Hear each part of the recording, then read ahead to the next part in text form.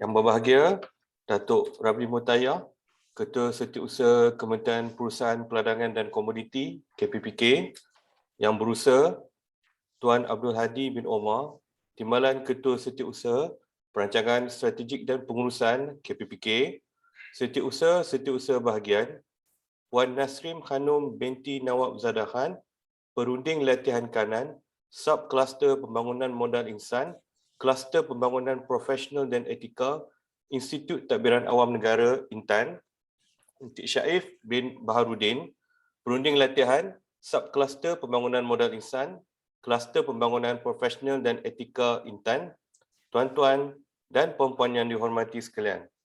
Assalamualaikum dan salam sejahtera. Pertama sekali, majlis mengucapkan terima kasih atas kehadiran yang berbahagia Datuk, Tuan, Puan ke sesi pembentangan kajian oleh peserta program Diploma Pengurusan Awam DPA INTAN tahun 2021 pada hari ini. Untuk makluman hadirin sekalian, sesi pembentangan pada petang ini adalah sebahagian daripada pengisian program DPA di bawah modul Strategic Partnership Program ataupun SPP. Seramai 10 orang peserta program DPA INTAN telah ditempatkan di KPPK bermula dari 23 Ogos sehingga 24 September 2021. Semua peserta ini telah ditempatkan di pelbagai bahagian di kementerian seperti di bahagian PSA, PPK, PSM, BBA, BIS, GAT, KTK dan IKL. Berikutan situasi semasa COVID-19 dan selaras dengan kelulusan daripada pihak Majlis Keselamatan Negara ataupun MKN yang membenarkan semua peserta untuk mengikuti program DPA secara camp-based di Intan, program SPP pada tahun ini dilaksanakan secara dalam talian sepenuhnya.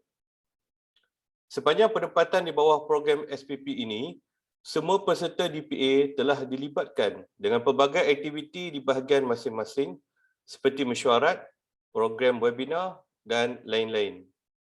Selain itu, mereka turut didedahkan dengan tugasan yang diberikan oleh bahagian ataupun unit serta menyediakan laporan eksekutif yang mengandungi kajian berkaitan kementerian. Hasil kajian berkenaan akan dibentangkan dalam sesi pada hari ini.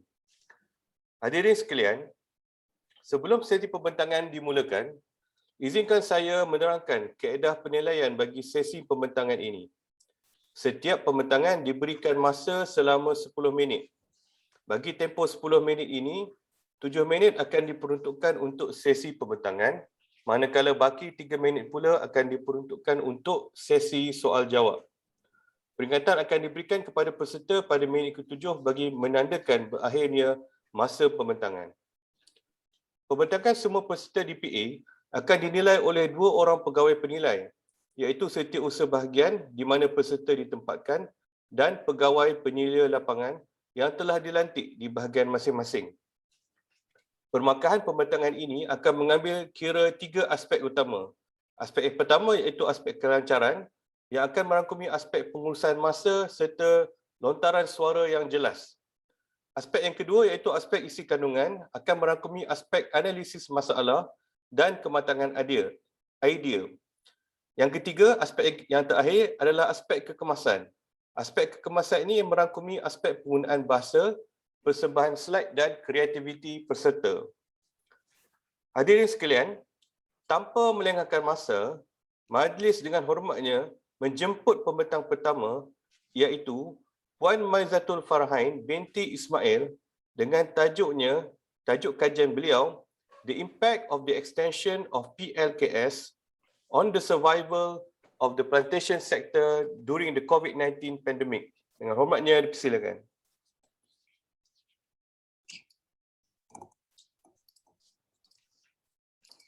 Thank you. Assalamualaikum warahmatullahi wabarakatuh and very good afternoon. Yang berbahagia Datuk Ravi Mutayah, Secretary General Ministry of Plantation, Industries and Commodities, all officers and MPIC staff, and all my DPA friends. Before that, my name is Maizatul Farhain binti Ismail and I'm doing my SPP under Bahagian Pengurusan Sumber Manusia. My supervisor is Puan Noraini binti Muhammad. I'm glad and excited to be given this opportunity to share with all about my study on the impact of the extension of the LKS on the survival of the plantation sector during the COVID-19 pandemic. This is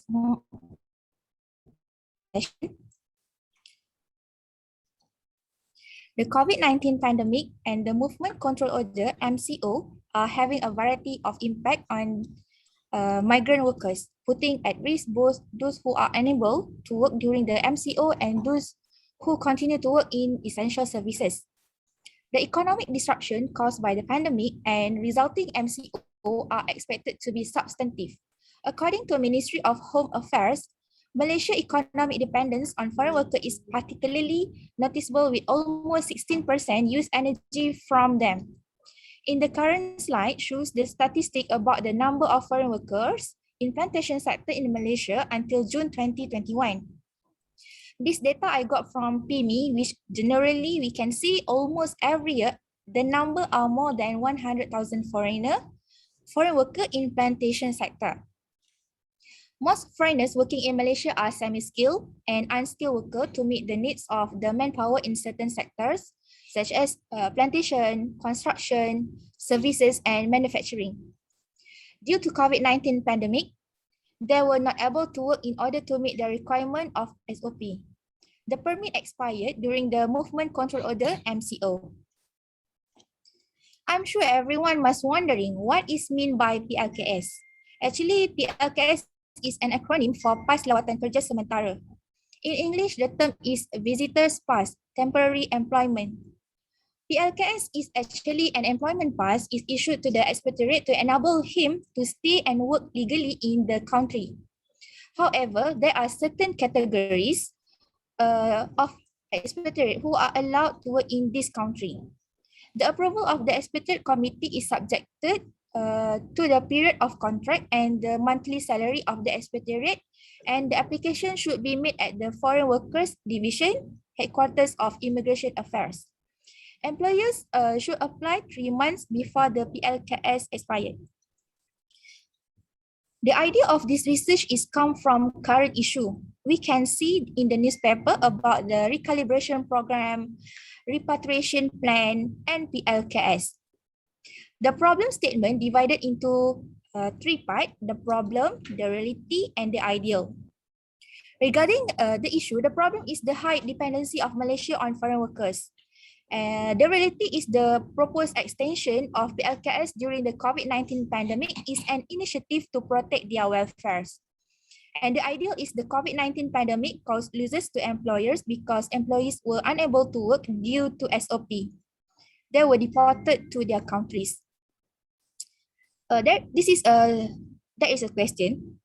Does the extension of the LKS has benefited plantation sector during the COVID-19 pandemic? Should this program be extended? Okay, moving to the next slide. Last August, Ministry of Human Resources announced the extension of the LKS. This plan has been extended until the end of this year. The objective is to study the impact on extension of the LKS to plantation sector during COVID-19 pandemic and to provide some recommendation in order to abolish the LKS program. For the analysis, I'm using Swot Analysis for the type management tool to identify the strengths, weaknesses, opportunities, and threats from the extension of the LKS. The first strength is to give benefit to employers because they don't need to think about the intake new foreign worker. Next, the extension of the LKS can increase the economy growth rate. Indirectly, we can say this help the economy recovery, and it is also can reduce the time for any plantation related training. Next, we discuss about the weakness. The extension of the LKS can increase the number of unemployment in Malaysia. Many Malaysians can work since the vacancy are filled by the foreign worker. Another weakness is Malaysian workers was dependencies of foreign worker. As we know, many young generation is still working hard to find job. We can hire them to join plantation instead of using foreign worker. We can also say the extension of PLKS indirectly shows our economic growth rate, but the money outflow to other countries. And the weakness is the plantation is technology is not evolving. There is no invention and innovation of technology since we only depends on foreign worker. All right, about the opportunities from the extension of PLKS, this plan is within the availability and instant solution lack of manpower issue. Significantly, this is a win-win situation for the employers and foreign worker. Next, by hired foreign worker, the population growth in Malaysia will be increased. So there is high demand for other necessities, and this help other business and sectors. And by the extension of the LKS is come out a reasonable cost for the production of commodities product in other countries. Last but not least, the threat is this plan is lead to increased social problems in our communities and criminal cases in our country. Other than that, there is probability of the welfare of the foreign worker ignored by the employer since the cost to sustain their life is quite high. Last but not least, there is probability misuse the extension of permit. The foreign worker tends to jump to other service sector because they are violation of migration workers labor right reported by the Malaysian Trades Union Congress, MTUC, in 2020. Okay, moving to the next slide. I will explain about some recommendation in order to eliminate the LKS program. Firstly, in terms of technology, Malaysia needs new technology, especially in mechanization and automation for plantation in order to attract local worker. As time goes by, we are moving toward Industrial Revolution 4.0, which the main idea is the use of technology. And then secondly, employer can offer high salary for Malaysian in order to attract them to join plantation sector. We can provide the best salary as the best other office job. Besides that, provide employee provident fund, EPF, and insurance. And then third, employer in terms of welfare, employer have to take care the welfare of the local worker and treat them same as foreign workers, such as provide a house, transportation, and medical treatment. And the last one, can change management in terms of extensive awareness and promotion program runs by government together with NGOs to attract local workers participation in plantation sector, especially to eliminate 3D stigma among young generation.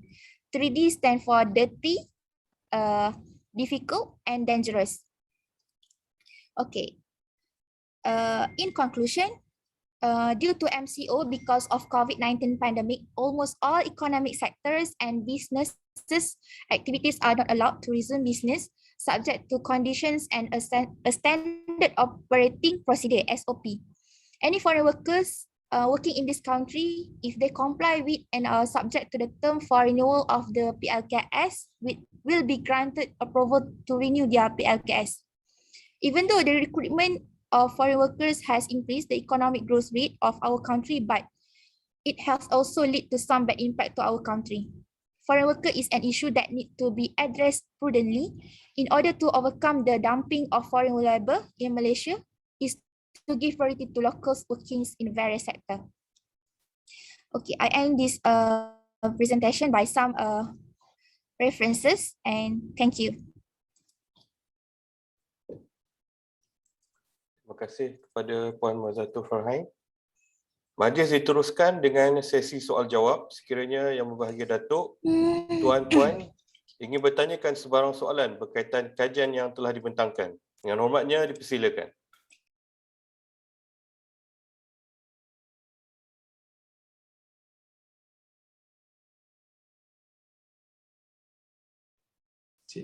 Those yang penilai tu kan, penilai komen dulu lah, saya komen kemudian. Atau siapa-siapa nak mulakan tak semestinya bermula dengan saya. Okay, I'm Hanim, the evaluator for Cik Mazatul Farhain.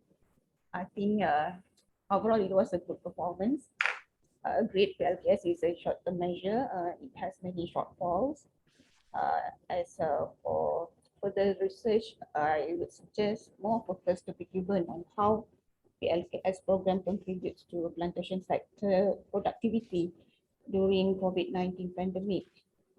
The findings would benefit MPIC in providing concrete evidence to counterpart ministry like KDN, KSM, pertaining PLKS effectiveness. This would also mean the opportunity for MPIC to venture seriously into non-manpower options. That's all for me. Thank you. Okay. Siapa lagi nak komen ni? Okay, alright. Maybe I give some comment lah. So thank you upon my Zatul Farhain lah. So I think first of all, I think thank you for all the DPA candidates. I see most of you have chosen to present in English. So I think itu satu that's something bold of you lah, bold and brave, not to be intimidated by the language. So we must speak with confidence lah. All right, good. So you keep practicing speaking English. I believe you will improve. From each presentation you will improve further. Okay, on coming back to the title. The title says the impact of the extension of now we have in Bahasa these temporary permit workers or pekerja lawatan apa tu, kerja sementara ke? Okay, so the topic is the impact of the extension of PKLS on the survival of the plantation sector. So it looks more like the necessity of the impact of the extension of PKLS on the survival of the plantation sector. So whereas your conclusion and your title too is contradicting, right? So from the reading of the title says that we need this, we need to extend this pekerja kerja lawatan kerja sementara ni, apa nama dia, pas lawatan kerja sementara ni, the impact of the extension of pas lawatan kerja sementara on the survival of the plantation sector. So that means the title say that there is a need to extend this pas lawatan kerja sementara for the survival of the plantation sector. Or you shouldn't say the impact, you should say an analysis of the extension of the PLKS on the plantation sector. Whereas when you do like this, actually you want to justify that the extension of PKLS is necessary for the continual survival of the plantation sector. So tu tajuk dia dengan dia punya conclusion dia berbeza. That's how I see it lah. That means you want to justify or you want to support that, you want to give proof or evidence that the extension of PKLS on the is impact to that means on the survival of the plantation sector. So when you talk about this thing, so you need to bring in a lot of other factors. For example, the cost, you need to differentiate between the cost of hiring a local worker as compared to hiring of this PKLS, PLKS ni. So you can compare to dulu and then see in terms of the profit, which one is cheaper, which one is this provides a cheaper labor service to the plantation. So it also depends. It also depends. Kalau PKLS worker, we hire them, but the return of hiring them is high, then it's okay. So it doesn't mean that when we hire foreign worker, it's not good for the economy. Of course, there is outflow of income, outflow of our money, Malaysian currency into other country, but that is okay, provided the what do you call that, the multiplier or the return on investment too is higher, is okay, as long as we can make money. So you need to show that this extension of the PKLS is important, because now we are very short of workers, and as such the fruits cannot be harvested. Fruit cannot be harvested, so that is a big loss to the economy. And when you talk about to the tune of almost like some say between 9 to 12 billion ringgit every year, so kena ada that numbers tu. Bila kita nak analyze the impact of the extension of PLKS on the survival of the plantation sector, you need to bring in that kind of element to justify, that it is more. For example, based on this title, it said that it is more advantageous if we could extend the PKLS, and this will able to help the plantation to generate a certain amount of income, rather than getting them back, hantar dia orang balik, sedangkan kita kerugian dari segi hasil buah sawit yang boleh dituai lah. I believe this is more in terms of the, what do you call that, though no mention has been made here. I believe it's more of on the palm oil sector lah, pon Maizatul lah. So and then the recommendation, the recommendation are, how to say, you should bring it to a no specific level of recommendation lah. Most of it very general. For example, provide EPF and insurance. I think EPF we already been doing. We are paying EPF to our offer high salary for Malaysians. Yalah, high salary mean higher costs, and we are also paying for local workers EPF. So I don't see what is new here. And then employer has to take care of the welfare of the local workers, same as foreign workers. That means you're saying foreign workers are being treated better than our local workers. That's what you're saying. Take care of the welfare of the local workers, same as foreign worker. You see or not? So it means you want to encourage local workers to work in the plantation sector lah.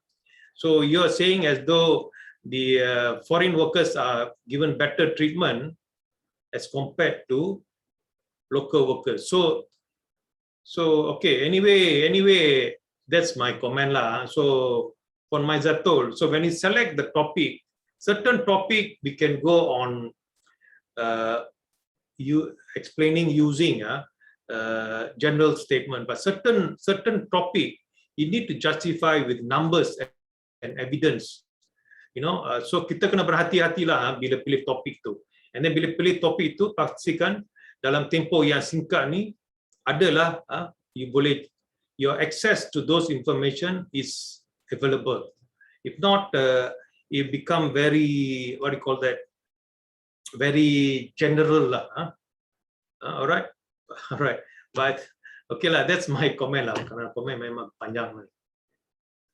But I want to be honest lah kan. Better I be honest so that you can improve. So bila pilih topik tu, pastikan because the topic says different, and then whereas the recommendation seems different. The topic say the impact on the extension on the survival of the plantation sector. Usually survival, So but then when it comes to recommendation, he has gone into getting local workers to work in the plantation sector. Dia ada line sikit. Alright. Okay lah, itu aja lah. Pendek lah. Panjang lah. Okay, thank you. Thank you, Datuk. Terima kasih yang bagi Datuk. Terima kasih juga diucapkan kepada Puan Maizatul Farahain. Seterusnya, majlis menjemput pembentang kedua, iaitu Encik Muhammad Arif bin Omar, dengan tajuk kajian beliau, Challenges and Recommendations in attempting to export Western Red Cedar, WRC, logs with inbound fumigation method from Canada to Malaysia. Majlis Yang Hormatnya mempersilakan. Thank you, Encik Anizam.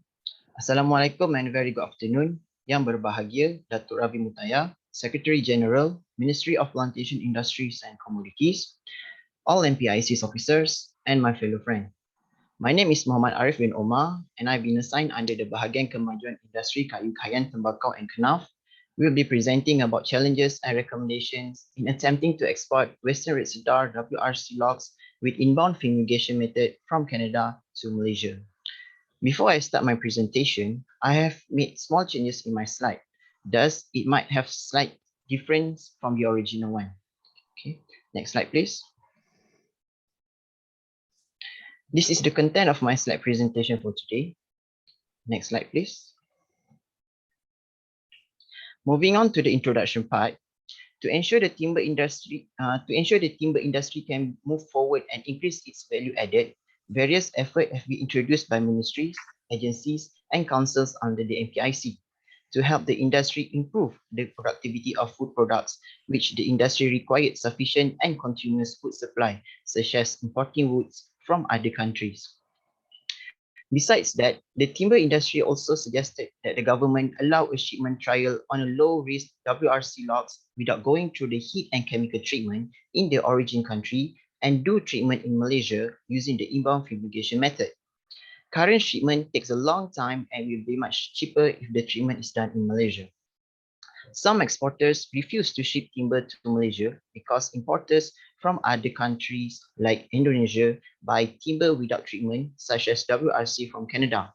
The high cost of treatment in the producing country also increases the cost of raw materials imported by producers in Malaysia, thus reducing the competitiveness of the Malaysian timber industry. Next slide, please.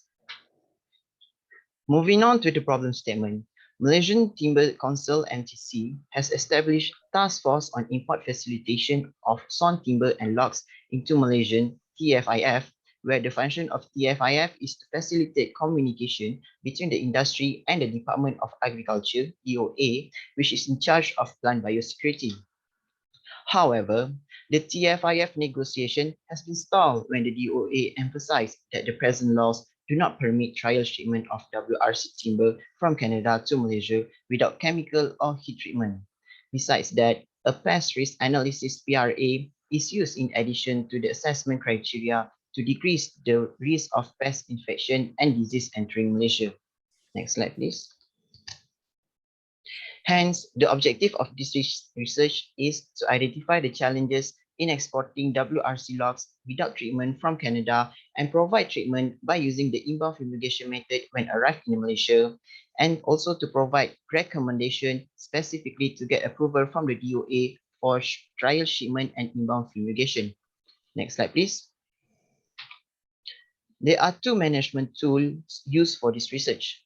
The first tool is Swot Analysis, where we'll be focusing on related law and regulations in importing timber.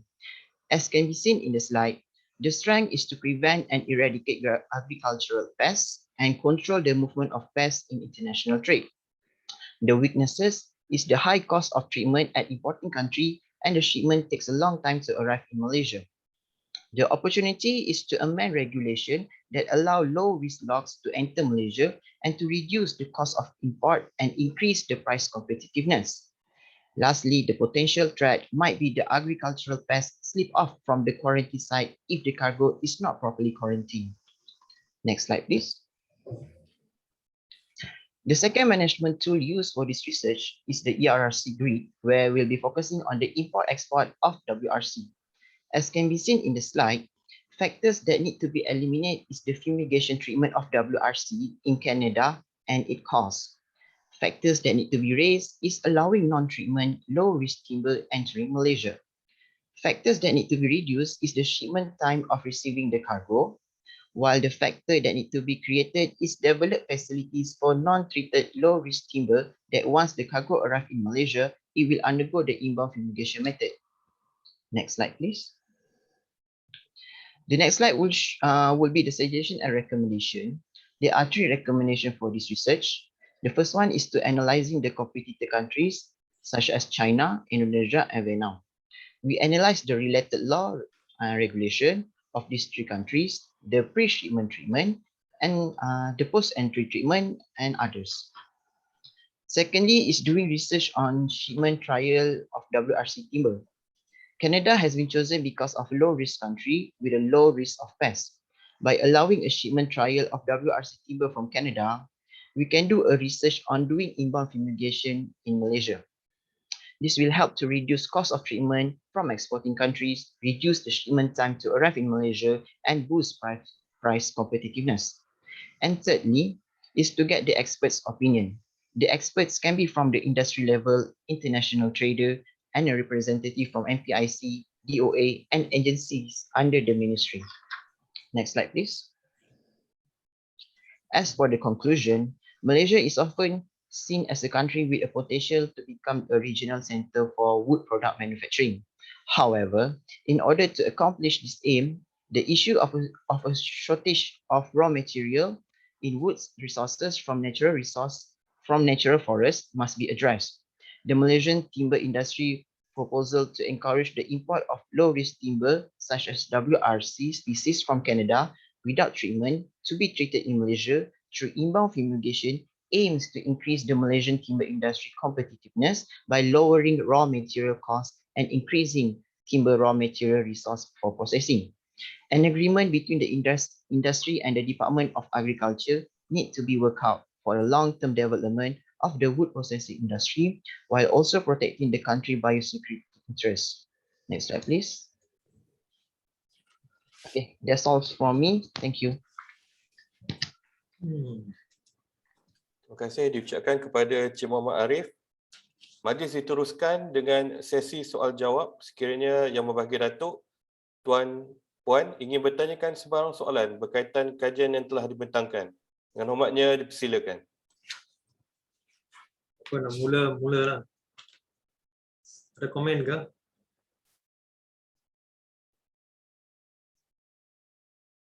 Bahagian KTK nak tanya ke? Dia yang bantu kan? KTK, is it okay? Okay, I'm not asking. Sorry, Dato'. Huh? You are the what? The mentor ke? I mentor. So, Dato', this actually that wood actually going through a pre-treatment in Canada, but fumigation they will do it in Malaysia. That's how it's not like coming without treatment at all.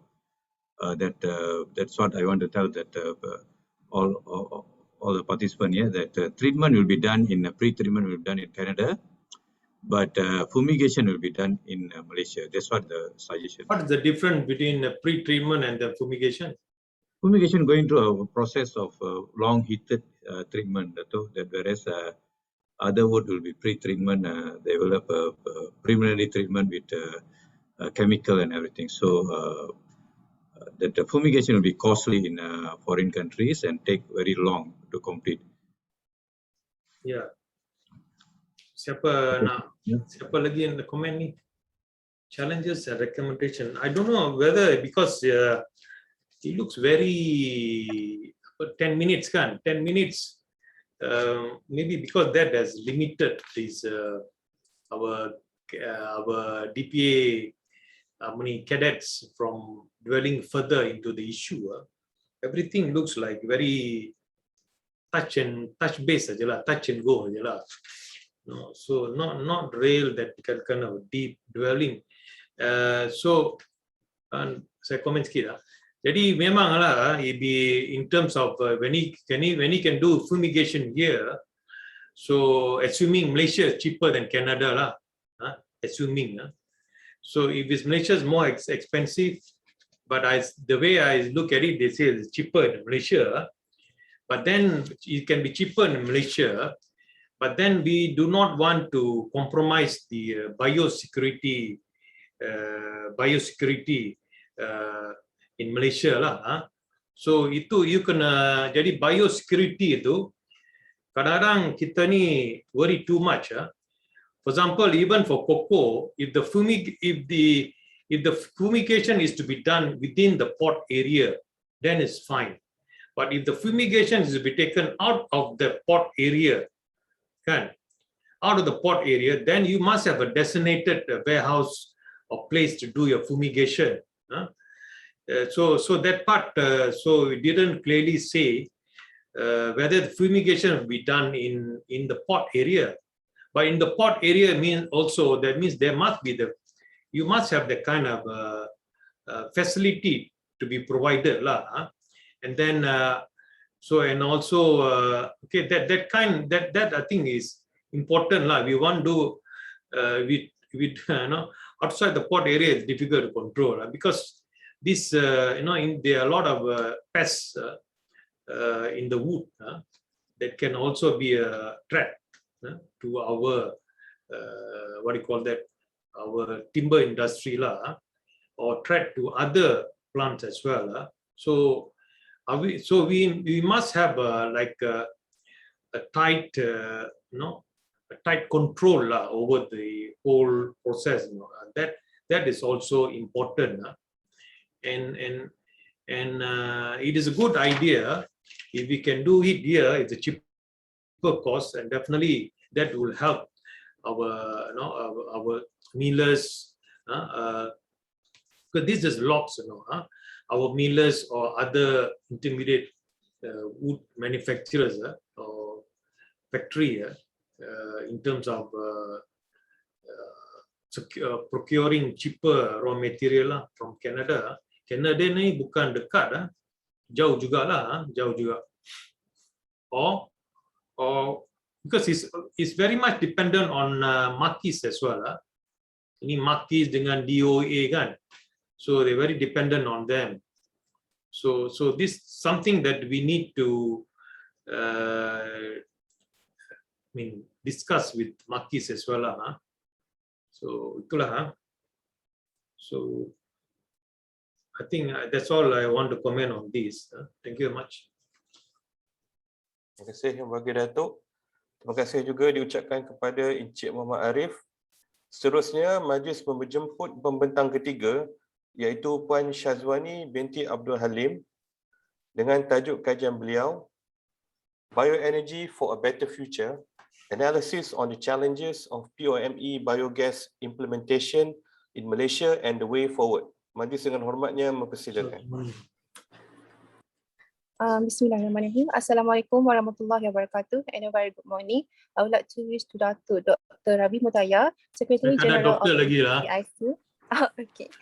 Dr. Rabi Mutaya, Secretary General of MPIC, all the respected MPIC officers and also all my fellow PTD cadets. Okay, so today I'm going to present regarding my executive report, which is analysis on the challenges of POME biogas implementation in Malaysia and the way forward. Okay, next. As for the introductions, so Malaysia is a significant producer of palm oil, so we can actually unlock the potential to also become one of the emerging countries with a large potential for biogas that is made from POME. So biogas that is produced by the anaerobic digestion of POME is also one of the most promising renewable energy sources that can be used for a variety of applications, such as electricity, heating, car fuels, or even through the natural gas system.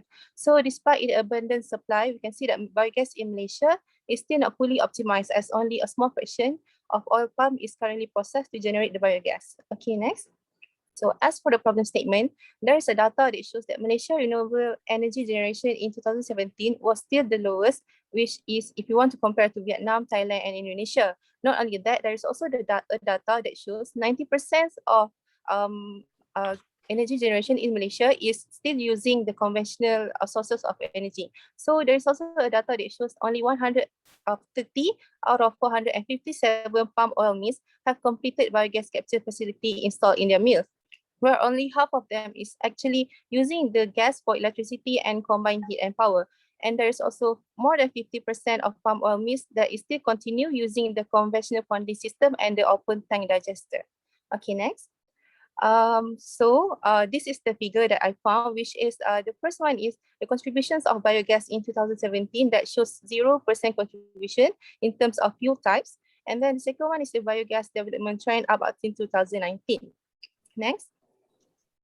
So the objective of this study is to analyze the challenges of Malaysia in implementing biogas and also to provide recommendation to boost the developments of biogas implementation in Malaysia. Okay, next.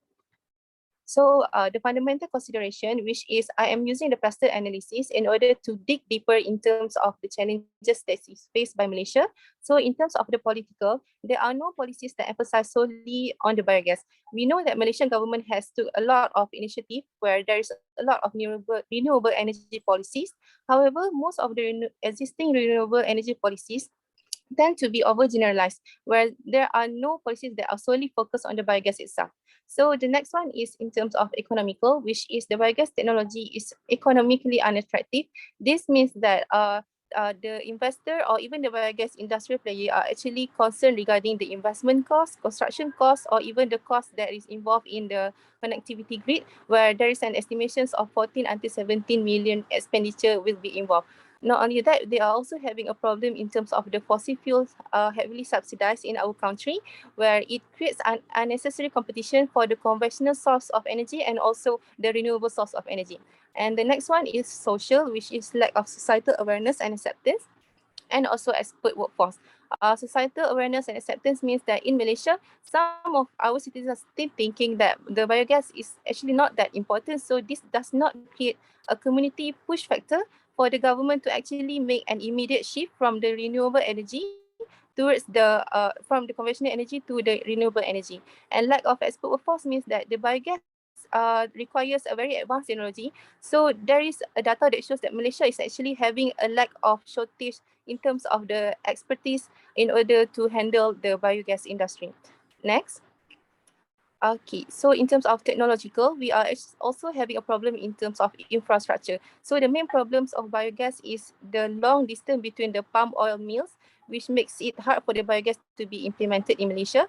And the second one is the lack of local biogas technology, where we can see that most of the local biogas technology are still at the lab level, at the university level. So it is hard to convince the investors to actually get involved in the biogas industry. So the next one is environmental, which is environmental dilemma that is on the impact of biogas itself on the climate change and GHG emission. There is a study by Windrock International that say the POMI that is treated in the open ponding is actually will cause more GHG emissions, but we know that the impact of biogas is actually in order to help reduce the climate change. So this actually contradict both of the functions of the biogas and create environmental dilemma. And the last one is the legal, which is no comprehensive law in Malaysia that are solely focused on the biogas implementation and enforcement. This is the same concept applies like the policy, the political, where there is no specific law in Malaysia that are very imposed in terms of a very huge restriction in terms of biogas implementation. So next. In order to overcome all these issues, I will suggest using the ERRC analysis, which is eliminate. Eliminate means that I would like to suggest for a gradual and progressive eliminations of fossil fuel subsidies. This may take in a long-term process where maybe we can suggest for reductions of fossil fuel subsidies, and those subsidies can be used in order to inject to create a more policy for the biogas industry. To give more incentive for them. So the next one is to raise awareness of the people and raise more expertise in the industry. So awareness and knowledge is closely related. So maybe we can promote more knowledge transfer activities, knowledge transfer program, maybe between Malaysia and also Germany.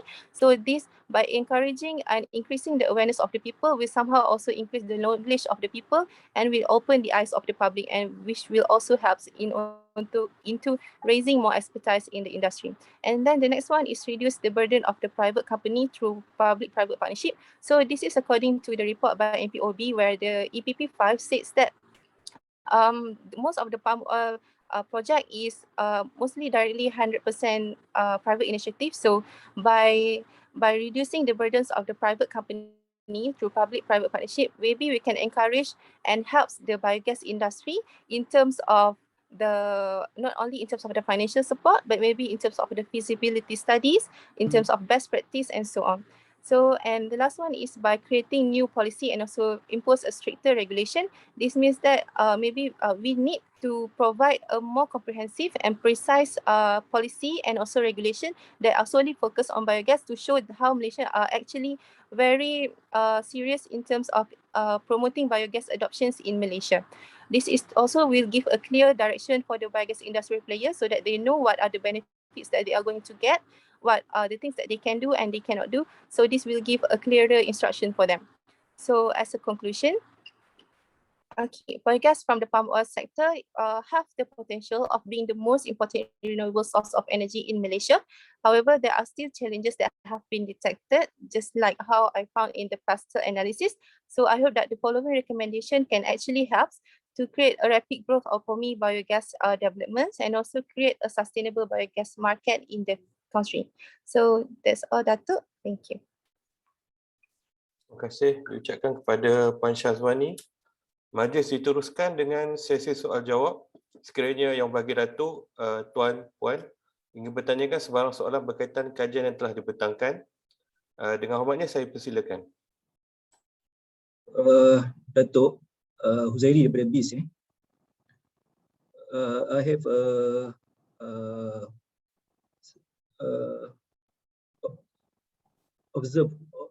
observation on the topic this topic and the analysis they are using by Pestel. Why the candidates using the Pestel analysis, but the topic of presentation is not touch on the external factor, because what I'm understanding that Pestel is mainly on the external factor. Jawablah, Puan Syazwani. Okay. So the reason that I am using the Pestel analysis is because I am thinking about more doing in terms of the situational analysis that happened in Malaysia. So I would like to analyze from each and different aspects, which is I want to know it more towards the overall analysis. So maybe this one is also involving not only in the internal but also I am also analyzing in terms of the external, such as maybe in terms of the technological. So for example, like of local biogas technology, one of the weakness or the main problem that why Malaysia is quite low in terms of the biogas is in terms of lacking in terms of local biogas technology.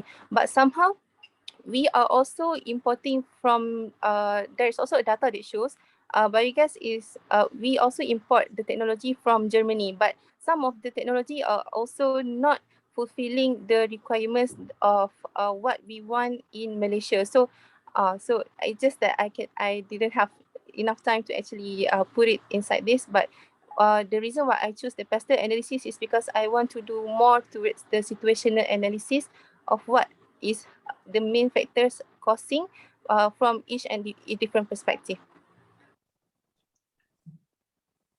Okay, but maybe you should have is more on the external factors. Focus on it is not touch on the not focus on external, internal, external, but analysis is only on the external factors. Maybe in the future you can have maybe you can have also using the SWOT analysis, but combined with the Pestel and also the 7S mechanism for the improvement on the analysis part. Thank you. Thank you, sir. Yeah, thank you. Puan Syazwani. So first I congratulate you for your presentations. I would say quite systematic and easy to understand.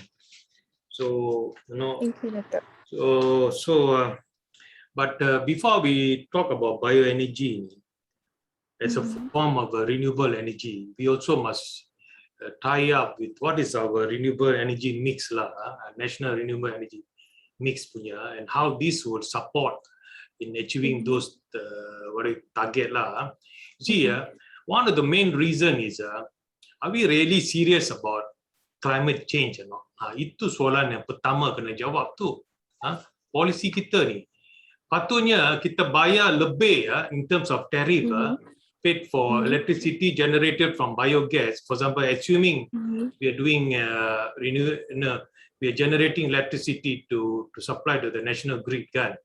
So kita kena kalau assuming we are doing that, I believe those electricity generated from this renewable energy, we should pay more, and then we reduce those tariff from the fossil fuel less, semis kurang menguntungkan lah. Sekarang ni Dr. Sang pun ada, sekarang ni kita tengok sama aja. I think about 39 berapa sen kan, 39.7 ke berapa sen per kilowatt ni. So sepatutnya saya rasa lah kita kena, first of all, in term policy, memang political will kita ni lah, itu yang tanya, how serious are we with renewable energy punya policy ni, the like for example EU is, we compare to EU, EU memang ada renewable energy directive, rate, now we call it rate 2 kan, kita boleh tengok dari situ so how they are moving towards it lah. So we also need to contribute to that climate change, reducing greenhouse gases lah. So biogas is one area that I think it is very, not optimized or not tapped to its not tapped based on its potential lah. So kadang-kadang yang penting tu tarif dia, polisi kita dengan tarif yang kita tawarkan kepada electricity generated from this renewable energy punya renewable energy punya sources lah. So kalau kita boleh buat tu, saya rasa banyak benda yang boleh berlaku. And the same time we know that our Malaysian economy is very much, when it comes to generation is very much, I would say, quite controlled controlled by certain companies, like a monopoly kind of thing. Jadi kadang-kadang nak bring this across also, dia ada certain, we know we can move more, but they're not giving us the Dr. Sang, they're not giving us the quota. No, SEDA is not giving us the quota for example from agriculture biogas. Jadi bila kita bincang sesuatu topik yang berat-berat macam ni,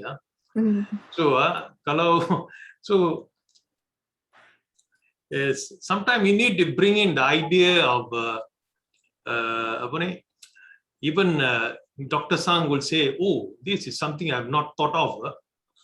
If not for you need to be, let's say you're presenting to a group of people who are expert in this renewable energy kind of a forum. So kita kena, bila tengok kepada audience you kan, so kita kena cari benda-benda yang yang tersirat tu dalam polisi kita dengan the players, industry players, so that you give an analysis that people think, wow, this sponsors money have given me from a perspective that I've never thought of, you see. So we government servant need to think like that lah. So tapi dia memerlukan satu you need a observation of the whole thing lah, whole thing discussion, and then with all this information, how do you make so-called come up with the theory lah, kan? So orang tengok, oh, wow, something I've not thought of lah. So kita kena ada benda-benda tu, termasuk untuk semua pegawai-pegawai DPA ni, cadet ni. Bila kita ada information tu, macam mana you olah information tu supaya dia menjadi sesuatu yang orang lain tak pernah terfikir. We must always think like that. If everybody knows what is your conclusion, then that means it's just like how do you say, apa ni, academic exercise saja lah. It's just to fulfill the, you know.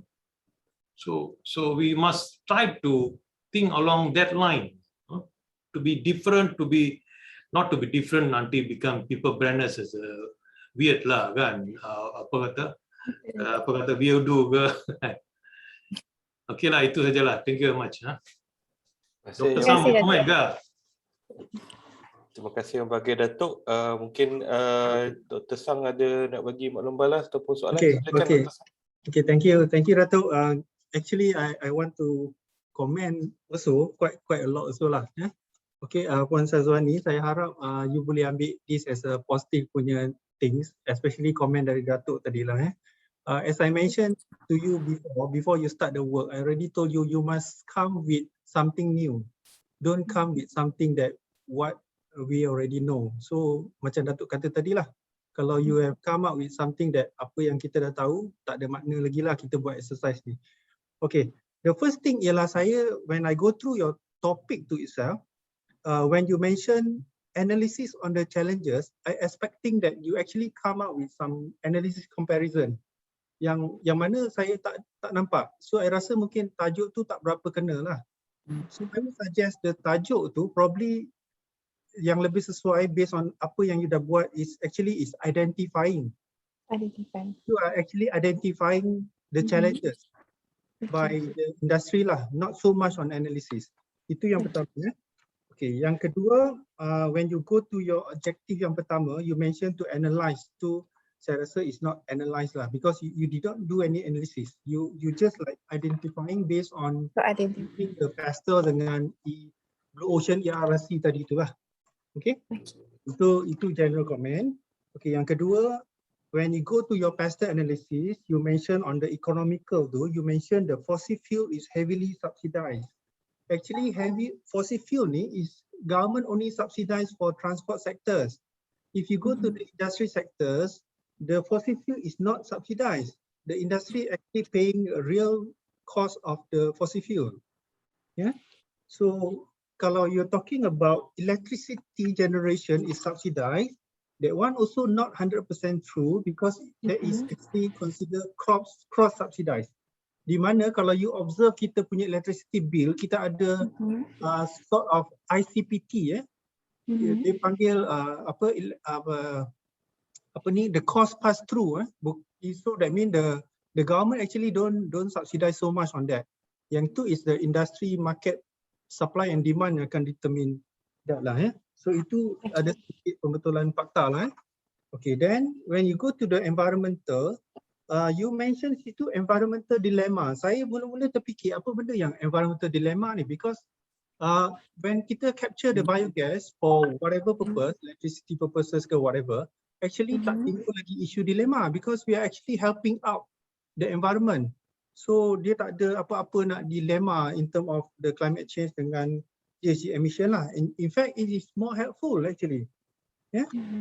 On that, then when we go to your ERRC tu, yang Blue Ocean ERRC ni, saya sebenarnya expecting that masa you put the title create tu, instead of you saying that create new policy, I'm actually looking at something that you were mentioning about creating a new product from biogas. Yang tu saya tak okay. Or maybe you are talking about you creating a new innovation on the use of the biogas.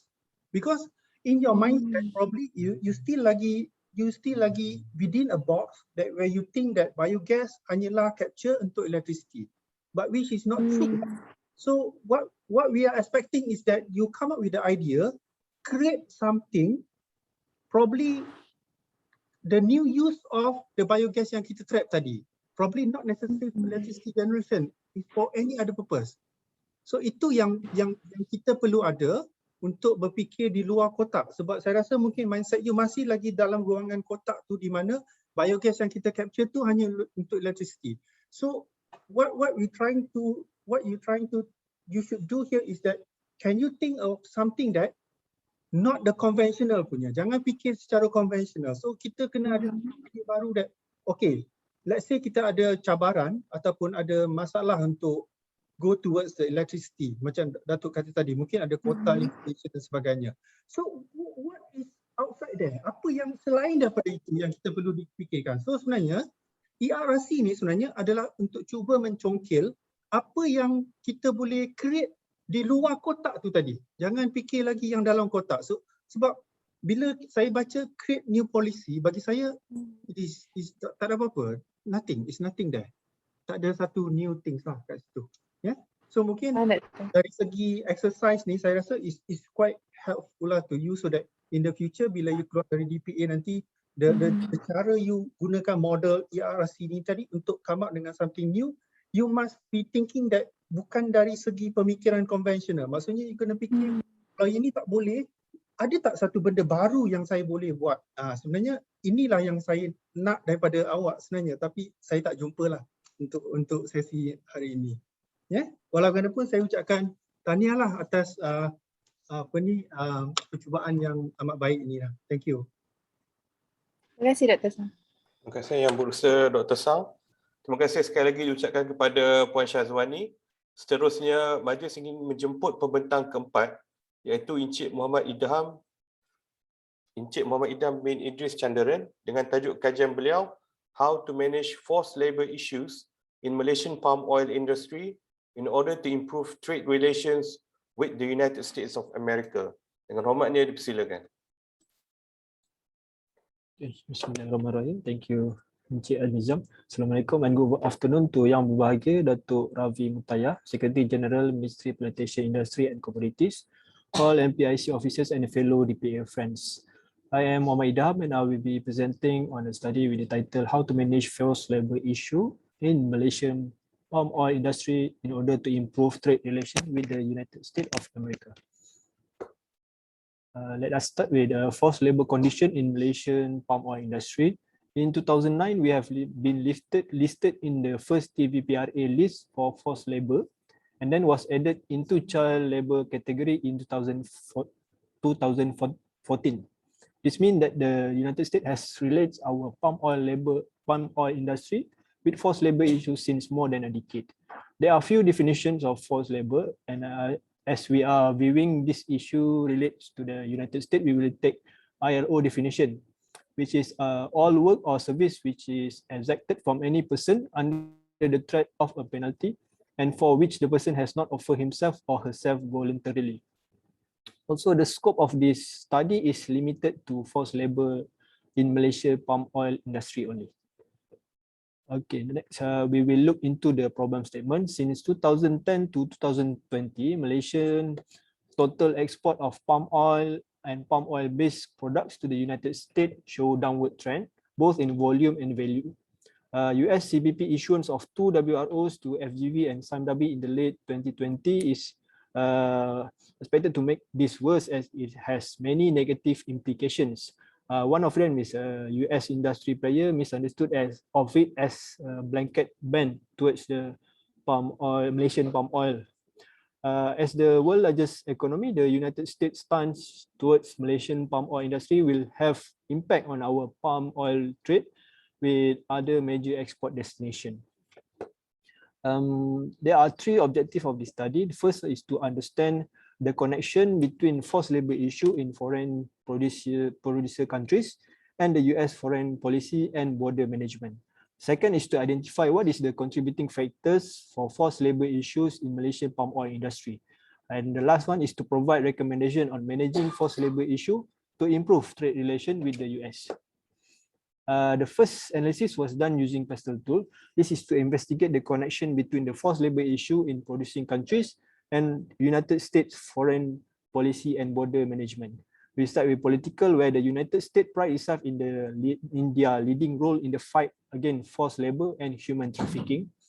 Also, forced labor, which is an element of human trafficking, contributed to the undocumented migrant problem in the United States. Other than that, even though Malaysia and United States relation remain close, deeper relationship is harder to establish due to issues that are not viewed positively by each country, such as Malaysia's human rights treatment and also US policies in the Middle East. Okay, for economic, the domestically palm oil face competition from the soybean oil, where the United States is the second biggest producer globally. Also, Malaysia has positive trade balance with the United States, which the previous administration viewed this as an unfair trade towards the United States. For social section, the United States are conscious on products or goods they consume that are associated with the forced labor. And lastly, the legal part is the trade tariff law is used to combat forced labor by individuals, NGOs, and organizations through the Section 307 of the Tariff Act of 1930 after the amendment made in the 2016.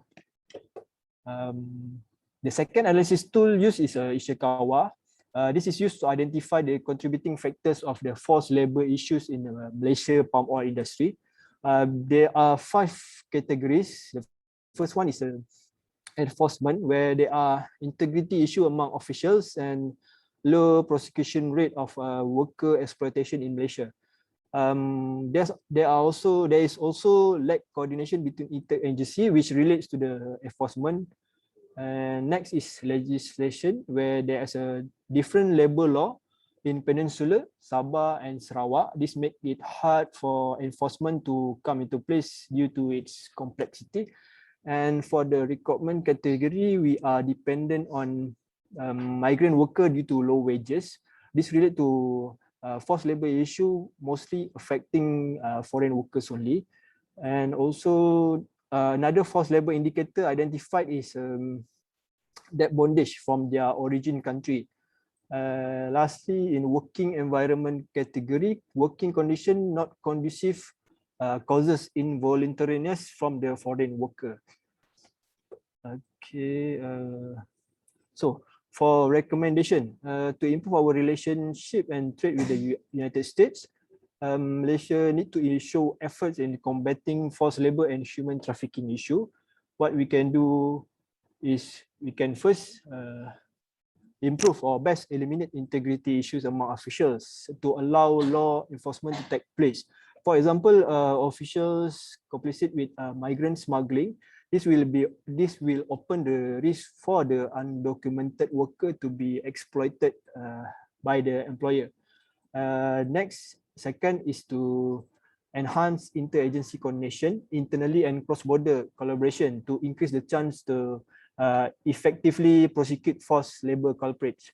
Next, the third is we can encourage companies to implement zero recruitment fees policy. This is to prevent debt bondage of foreign worker, which usually happen due to high price paid by the foreign worker to the recruitment agencies to come to work in Malaysia. At the same time, the company also can manage the foreign worker expectation on how the working environment will be like to the potential candidates. The last one is to amend current labor law in Malaysia to include modern elements of slavery, such as psychological coercion, deception, frauds, and abuse of vulnerability. This is not covered under Employment Act and not sufficiently covered in the existing Anti-Trafficking and Smuggling of Migrant Act, TIPSOM 2007. Okay, as a conclusion, foreign labor issue in producing countries relate to United States foreign policy and border management due to various factors, mainly on the United States problem with undocumented migrant. Forced labor issue in Malaysia, palm oil industry also existed, even though the number is small, which is 8 in 1,000 workers according to the employment survey report in 2018. There are also factors that contributed to forced labor issues in Malaysia palm oil industry that we can improve on to enhance trade relation with the United States. Even though the decline is contributed by other external factors such as former President Barack Obama good relationship with Indonesia, our palm oil competitor, and also former President Donald Trump America First policy. With the newly elected President Joe Biden, we are unsure how our palm oil trade with the United States will be affected. But what we can do is we manage forced labor issue to show efforts in fighting the forced labor and human trafficking with the United States. which they value highly. In return, this will improve our relationship with them and give positive impact towards palm oil trade with the United States. That is all from me. Thank you for your time. Terima kasih diucapkan kepada Encik Muhammad Idham. Majlis diteruskan dengan sesi soal jawab sekiranya Yang Berbagi Datuk, Tuan Puan ingin bertanyakan sebarang soalan berkaitan kajian telah dibentangkan. Yang hormatnya saya mempersilakan.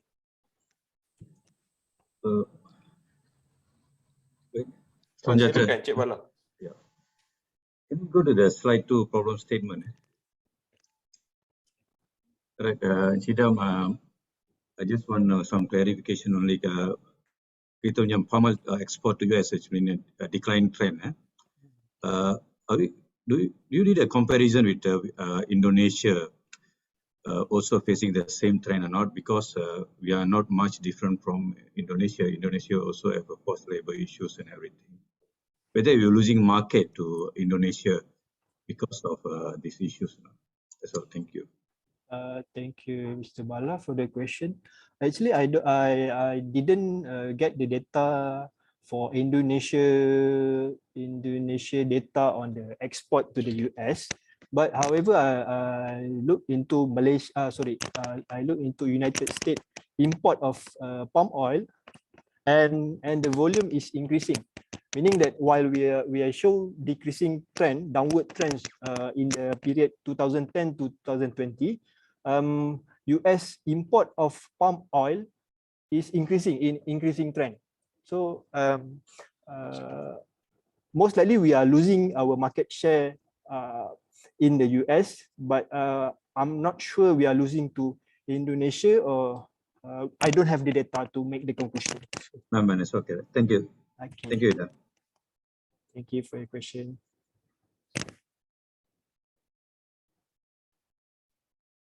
Silakan kalau ada soalan lain. Okay, Jamie daripada PSA, yeah. Alright, Idham, I think you have sort of like terima pandangan kami lah, you know. I think this is a major changes lah compared to the first draft that you presented to us, like totally tak relate your tajuk dengan your problem statement. At least kita boleh nampak now that the problem statement relates back to your tajuk lah. Ya, betul, tidak dapat dinafikan this topic yang diberikan to you is, you know, you need to do a lot of literature review. So kita memang dah bagi tahu you to do a lot of literature review so that you can extract as many data, especially like when kita discuss hari tu that since 2010 kenapa ada decreasing trend, tetapi the decreasing trend start from 2013. Is it because of betul competition? I agree with Ms. Bala lah. Like, I think we also state in the discussion the other day that is it because of competition from Indonesia? Is it because of but we know for certain that 2013 is when Barack Obama punya administration and dia sangat in a very good relationship dengan Indonesia. And that's why also the TPP punya agreement starts. So I was expecting you to cari information on that tau, Idham. And although it's last minute, but to connect that, because you tengok the downward trend too, so then you can relate that to the trade relation, so that kita boleh, you know, give a better recommendation to us lah. And then I lupa nak bagi tahu you hari tu that your recommendation tu you should use a management tool untuk come up with a more sound and more systematic recommendation. Because recommendation yang you bagi tu is like based on your observation saja ataupun your reading saja, but it's good to have like a more systematic like ERC ke.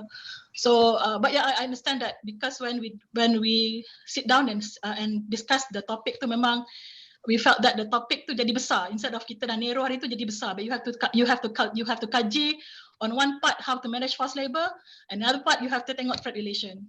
Okay, but overall I think yeah, I a bit expect a better, I mean a lebih, how to say, systematic and lebih wow recommendation lah, Idham. But you know, we also understand the time constraint, but I'm happy to see that banyak perubahan compared to the first draft that you presented to us lah.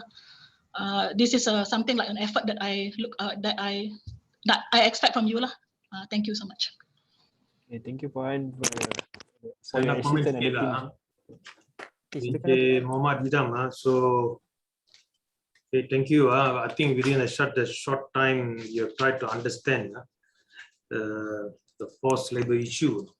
So, whenever US get involved in any countries, it's like playing a chess game. Faham tak maksud saya? They'll move these pieces, but actually they have another objective. Whenever US gets involved in Afghanistan ke, dekat Iraq ke, mana-mana lah, Vietnam War ke. So US it's how to say, they are quite, they have a hidden agenda lah, I would say. So itu, that is the thing. So it's like a game of chess. You move these pieces, but the objective is different. They have another objective. That one only comes after you really do your PhD lah. You know what I mean? You know, when you do a PhD, then you'll get what they are up to. But at the front, this is what they think it is, you see. So saya nak bagi tahu. So we know that it's about issue about soya oil. US is a big soya oil producer, and taking away their share, market share, to the point that now palm oil contributes about 1/3 of the edible oil market share. So sekarang ni we are going strong. So now they'll be attacking not only this one. So it's not only forced labor ni. Dia nak kacau juga dari segi kita ni, dari segi deforestation, for example. Dia nak ambil yang tu pun dia tengah lihat. And then it's human trafficking issue also.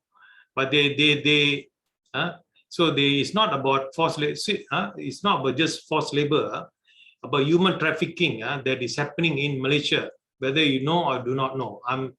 So there is all this reason, and then you can see they started out with FGV, and they started out next and then they took on Dabi. These are government-linked companies. So I've always been telling, and then they don't see anything positive coming out of Malaysian government. So they start to go on the IOI kan, IOI plantation. So sudah attack the industry, the private industry.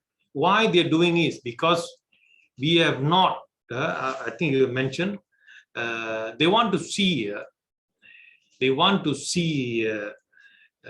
do you call that? They want to see what do we do, a clear labor policy with regards to not only the foreign workers but also to our workers too. So US is very cunning one.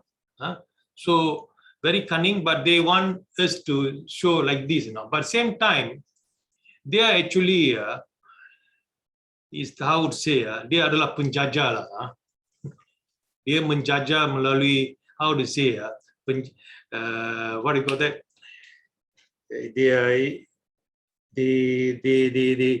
Dia penjajah dari segi ekonomi lah. Faham tak? What do you call that? Dia in English, what do you call that? Colonization. Economic colonization. Yeah, economic colonization too. So dia because they know, see, US knows that they are losing their competitiveness and all that, So they will find ways and means lah. But so that's why when you want to approach this kind of sensitive topic ni, katakan, assuming they are presenting to a people who have tuned in to your webinar, want to hear from you. But of course you cannot say that lah directly. Sebab apa nanti kita akan dia. So they will definitely go from plantation. They'll go from plantation. After that they take the rubber gloves. After that they go into furniture. After that they'll go into E&E. See, those areas where we are competing. So they're trying to make us a bit unsettled lah. And we see our policy ini, dia tak akan terima kalau we did a survey on the forced labor in the plantation sector. When we did it our way, they say they don't accept. They want through ILO and then labor law punya methodology. So dia akan tetapkan. So they actually controlling the way we do things. Now only their study is valid, our study is not valid lah. So dia ada macam tu, the kind of superiority punya complex tu. But anyway, so itu bila you buat PhD lah. Bila buat PhD, you try to read. See, government servant need to read a lot of undisclosed apa kata objective. Now, what is the undisclosed? What is, we must be able to read in between the lines. Itu yang penting ni as a government servant. So we must know that the way they think and the way they move things. So it's not like straightforward like that. But anyway, for academic one, ini sajalah kita boleh tulis. Setakat ni lah. But so I like to encourage all of you, always try to read in between tu. What is the agenda behind this? Why is the US picking us now? Why didn't US pick us 10 years back? Why now? Itu soalan-soalan tu yang kena tanya lah. Okay, anyway, so that will give a very in-depth kind of way you see things and your level of maturity, your level of analysis. So this will excite people, want to listen more. Want to listen more about what you're saying. So tapi you kena buat cara yang mana dia tu you hit them different indirectly. Misalnya ivermectin, semua orang tahu kan? So ivermectin, no doctors. If doctors say ivermectin can be used for this, they will lose their license. So what they will say is, study has shown. This study, you just explain. You explain only the study. This is the result. Then I'm just explaining to you. I'm not recommending, but I'm explaining how India has tackled the death rate in related to COVID. So dia cara dia lain. So if I say I'm a doctor, if I were to say that you can use ivermectin to treat patient, you will lose your practicing license. So ada cara macam tu juga. You may lose your PhD if you attack the US directly like that. You must find a different way of saying things lah. Alright, thank you very much. Terima kasih Yang Bagir Datuk. Terima kasih sekali lagi diucapkan kepada Encik Muhammad Idham. Seterusnya, majlis ingin menjemput pembentang kelima, iaitu Puan Aziana binti Ismail, dengan tajuk kajian beliau, Analyzing the Factors Contributing to the Decline of Local Natural Rubber Production. Dengan hormatnya, dipersilakan. Thank you, Mr. Anizam. Assalamualaikum and good afternoon, berbahagia Datuk Ravi Mutaya, MPIC officers and my fellow friends. The topic for my presentation today is analyzing factors contributing to the decline of local natural rubber production. Since rubber is an important agricultural commodity that highly contributes to Malaysia's GDP, so the study aims to identify the main factors that are affecting the local production of natural rubber, specifically in the latex form, and also to propose recommendations to elucidate the issue. So the demand for rubber increased tremendously in the early 20th century due to the increased production of tires for the automobile industry. So the burgeoning rubber plantations in Malaysia were able to meet the demand, making Malaysia the largest producer of nature rubber in the world. But the rubber production declined each year from the 1980s until last year, where we produced only 515,000 tons. In 2016, we ranked 5th for global natural rubber producer, but in 2020, Malaysia ranked 7th, contributing only to about 4% of the world's natural rubber. However, despite the low production, the export of rubber or rubber products shows increments due to the positive development of the downstream rubber industry. Ironically, though, the import of natural rubber as well increases to make up for the inadequate amount of latex to be used in the local downstream segment. Next slide, please.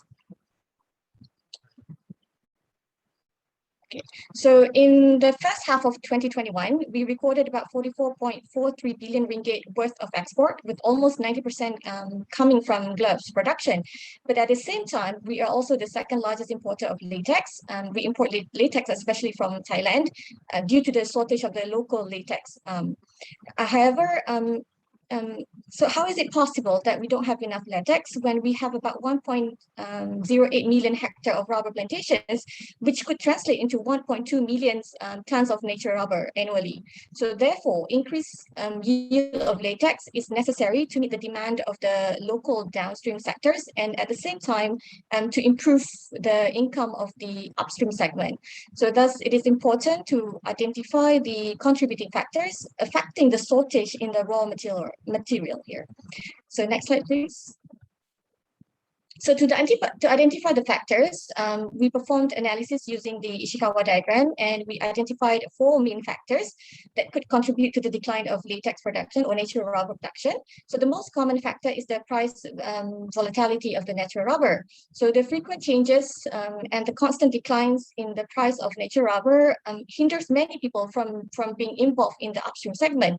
So the apparent adverse effect of this is actually the tappers had to switch to other sources of income, either by switching the plantations to other crops or to focus on other non-agriculture sectors to gain earnings. What worse is the plantations sometimes are abandoned altogether, so the crops are not harvested at all. So the first factor then leads to the second factor, which is poor agriculture practice among the tappers. It is a direct impact of the price volatility, where farmers did not harvest the crop, for the job is not profitable for them. So, and also sometimes it could be due to over exploitation of the rubber trees, or it could be due to incorrect tapping method or improper use of latex stimulants, which could in the end reduce latex production. So the next factor identified is the lack of young workers as rubber tappers. So the latest information on smallholders registered with PACT, of the about 458,000 smallholders, almost 300,000 are actually above 50 years old. So less than 35% are actually tappers below 50 years old. And the final factor identified is the susceptibility of the rubber trees to climate changes and diseases. Increases in rainfall could affect latex yield due to loss of tapping days, as well as the risk of the latex being washed out by the rain. Next slide, please. Okay, so of the factors identified, several can actually be socially or institutionally influenced. So we further look at the factors associated with having more young workers involved in the upstream segment using Swot Analysis. So as we all know, young people are actually tech savvy, fast learners, they have high adaptability and also have more energy if you compare it to tappers that are 50 years old and above. So, but young people also have weaknesses in terms of lack in experience or lack of proper education, specifically in rubber cultivation or in rubber harvest. Due to their young age as well, they may be unable to make decisions, especially when it comes to their plantations or the sale of their harvest. But having more young people in the upstream segment creates more opportunities, such as good networking, technology adoption, job creation in rural areas, and training as well. On the other hand, other factors might become a threat to having young people as tappers, because some of them see this as not really a reputable profession, and it does not produce stable income. Next slide, please. So we look into attracting more youth to be involved in the upstream segment. Actually use ERRC here, but this is general explanation. So three main recommendations that we would like to suggest is, the first one is to involve training and capacity building. So what we can do is we can provide scholarships to the second generation of the smallholders to be involved in like a twinning program, so they can learn about developing skills in agriculture as well as in business. So they know how to manage their plantations better. And the second recommendation is to create rural or rubber youth association as a support group for these young tapers, and also as an intermediary group between them and the public sectors. And the final recommendations is to create a data-driven prediction tool in the form maybe of a mobile application, where this tool is based on the research that is done by many research on the model to predict the price of natural rubber. So, and it can be combined with prediction of the weather and the amount of latex that can be produced by a certain plantation. And this forecast can reduce uncertainties.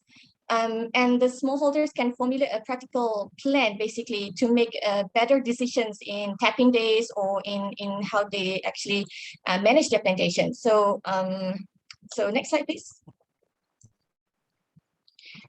Okay, so basically, in conclusion, the local rubber industry has evolved and contributed tremendously to our economy. However, the decline in the natural rubber production is something that we should look into. And we also have to sustain the enthusiasm by the smallholders to supply the raw materials for our downstream rubber industry. So to basically continuous involvement of youth is actually necessary to overcome this problem. So more efforts towards attracting youth interest in the upstream segment are needed through initiatives by the public sectors. And these are some of the references, and thank you. Terima kasih diucapkan kepada Puan Aziana. Mari saya teruskan dengan sesi soal jawab. Sekiranya yang berbagi Datuk, Tuan-Puan ingin bertanyakan sebarang soalan berkaitan dengan kajian yang telah dibentangkan, dengan hormatnya saya mempersilakan. Puan Aziana Hadi. Saya. Okay. Saya tertarik dengan isu cakap pagi tadi. Why we want to remain rubber as our commodity, while this rubber taper will live below poverty line. Dah bertahun kalau kita tengok industri getah ni, walaupun pelbagai insentif, but they still remain bawah poverty line. Yang kedua, your recommendation, you to address factor contributing to decline latex production. For example, on the poor agriculture practice. Dalam your recommendation, you tak ada pula cakap on the how to overcome poor agriculture practice dan juga price volatility. So recommendation tu tak really address the factors yang you mention dalam your study. Thank you.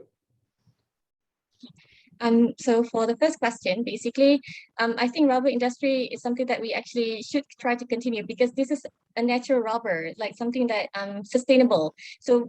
So nowadays people focus, like let's say the sustainable growth development, like we want to make sure that our earth is protected. So natural rubber is something natural again. So, and then synthetic rubber cannot basically it's not as good as natural rubber.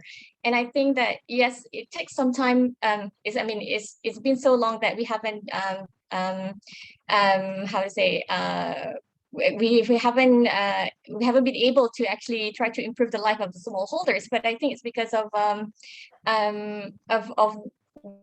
what people see this as not as a reputable or something that is not stable for people to indulge in. But I think with more initiatives that's really geared towards the smallholders, I think that we can actually try improve. If not, maybe not today, maybe not next month, but I think something that actually could be beneficial to our country. And what was the second question? Sorry, what was the second question? All right. Second question was, why promote the rubber sector? Oh, okay, yes. Of the people remain in poverty. Okay. The second question was about recommendations, if I'm not mistaken. Yeah. So so the recommendations actually for the agriculture practice, actually, I didn't focus much, but it was part in the training and capacity building where we have the academy havia and everything. And I think that if we have more young people or all the small tapers that we have already now, we can actually send them to this or to provide training for them through this academy havia or through UniKL to provide them with like proper training, basic knowledge about the plants cultivation and also about type of diseases that might affect the trees and that kind of thing. Yeah. Can I? I hope that answers questions. Sorry. Bala nak tanya soalan. Ya, Dato'. So, bukan soalan. Can we go to slide number 5, which is Dr. Bala ni, semua doktor ni. Kau jangan main-main dengan doktor-doktor ni. Dato', that Miss Aziana, the main issue here actually price volatility. That what contributed to all other factors. When we are not in control of price, and how are we going to solve all other problems? That's the main issue, all right? So, and slide number 6, please. The strength actually how the youth that the tech savvy boleh menyelesaikan masalah dalam industri getah, especially yang toreh getah, penoreh getah. If we're not talking about downstream, that downstream is memang a lot of technology. Tapi kalau upstream, tech savvy, apa dia boleh bantu tech savvy actually? Through my experience in working in rubber plantation from small, many technology has been introduced. Dia ada pernah jarum, dia ada pernah letak glass ini, and then plastic, and then ceramic, this one, and then dia ada tutup dengan satu tak kena air dengan tu. All this, a lot of technology is introduced, but it's very difficult in the rubber industry. And tech savvy, I don't know how a rubber tapper as a tech savvy help you attract to the industry. I don't know how it goes actually. And your last slide actually, so on the recommendation. Recommendation, please. Slide recommendation. Satu aja Datuk. Slide recommendation. Recommendation ni data driven prediction tools ni kalau balik kampung tanya orang yang toreh getah, dia tahu dah. This month, these days will be rain, and then I cannot cut. They know how much yield, how much trees one person can tap per day. All that they know very clearly. You can ask them; they can tell you by fingertips how many trees, how many kilogram of Latex they can get. They know the things actually. And scholarship to second generation. We can scholarship. We cannot create a people that going to rubber tapper again. Like Dato said and Adi said, you are in the poverty cycle actually. You're creating a community that in a poverty cycle without addressing the price. When price is higher, you can get the income, higher income. You are out from the poverty cycle. You are attracting the youth going to the poverty cycle. So I don't know, but that is my personal views. Thank you very much for your presentation. All right. So in terms of, can we go to slide number 5? So in terms of price volatility, yes, I have to agree because this is something that we can't really affect much. But I think that what we're doing right now under, if I'm not mistaken, the ITRC, the International Tripartite Council, I think what we're trying to do is to manage our basic supply and demand. And I think previously the demand for the price drop is because that some of the countries are actually overproducing this rubber. So it's actually affect the price of the rubber, natural rubber. But having price, I think a lot of, instead of having just 3 countries involved in trying to manage the supply and demand, I think a lot of other countries should actually, natural producing countries should actually come together and be involved in this to actually try to maintain the price. But at the same time as well, there's also this, how to say, in terms of like between upstream, midstream, and downstream, what happened is like the upstream is not making, it's not being paid enough for the job that they're doing because it's actually being, how to say, being taken advantage of, if I'm not if I can use that word, taken advantage in the midstream and the downstream segment. So I think that's where things like my role, Rim Niaga, and everything is trying to help this upstream tappers actually to help them to actually get the right price for their products, for their crops. On slide number 6, tech savvy. Okay, so tech savvy, in my opinion, if we have more people, in terms of young people to be involved in rubber tapings, tech savvy, I think they're more open to learning new technology compared to having a lot having the current tappers that we have right now, because a lot of them are actually older. So having more of the young people, they're actually I think it's a lot easier for us to train them. Only 51.19. To train them, and they're a lot more open to having technology, or accepting these technological changes. All right, and then is it last slide? The recommendation slides? Is it?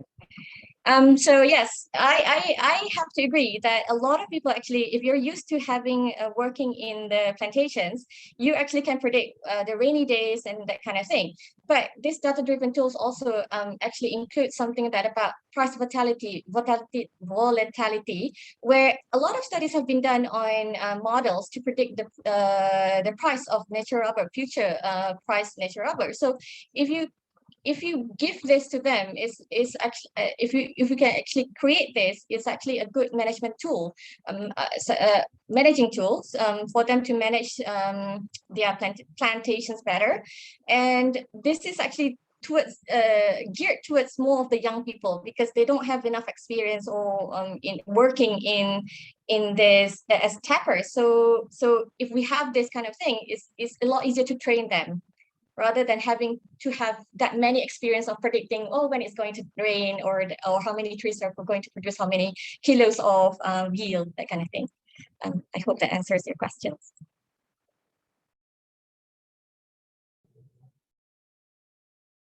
Okay, thank you, Ziana. Well,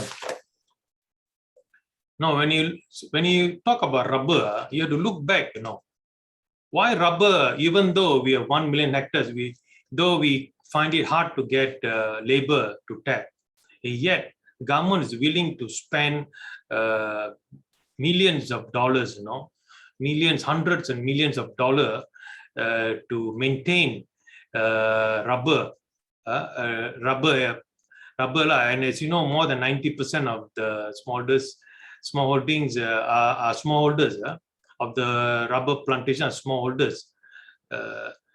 So is there you have to see, misalnya when you can't tap during the monsoon season, we're willing to give them this bantuan musim tengkujuh, all right? And then when the prices are low, we are willing to pay that kind of when it falls below the threshold, we top it up, and the return per dollar, we find that it is not that high. When we can easily import it in. It's much cheaper to be imported in, and yet we are trying to. We know that we don't have the competitive advantage of producing rubber, but yet we go on still investing into maintaining the rubber smallholders. Soalan tu, why is it? Is it there any political reason behind it? Or is it that the government is hoping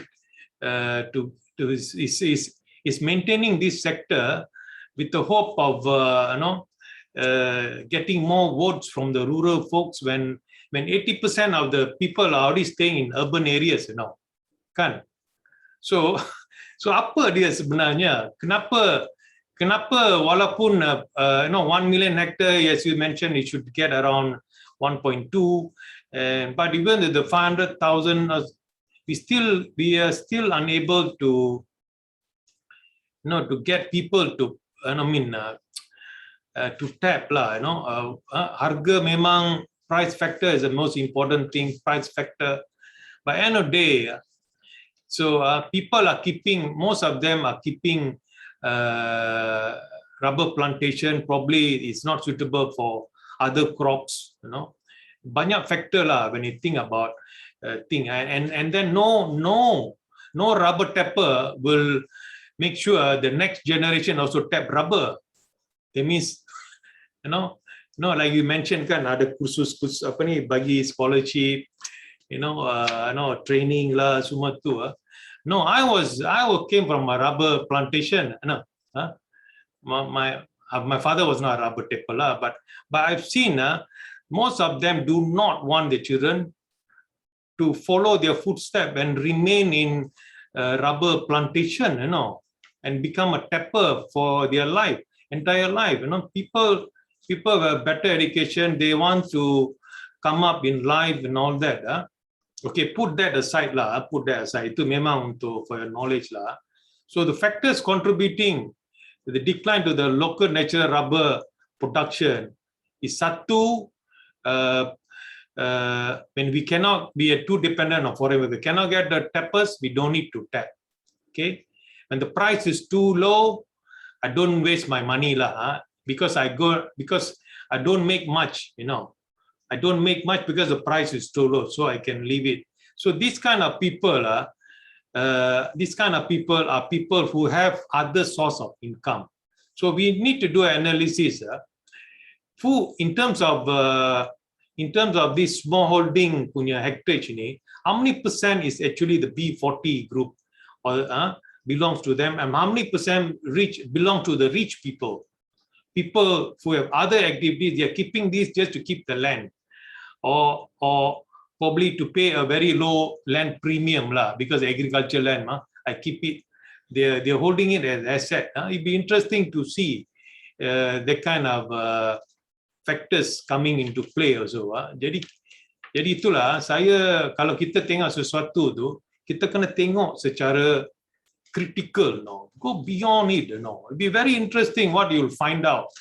Is it because people are, you know, if it's not even 3D, if 3D, kalau saya ada sejongkong emas lah, saya buang dalam sewage pun, kalau you tahu ada emas situ, you akan pakai tangan you ambil jongkong emas tu dah. You will take the gold from the gold bullion or gold bar, even if it's in the sewage, you know. You also will take, right? So because it is rewarding to do so.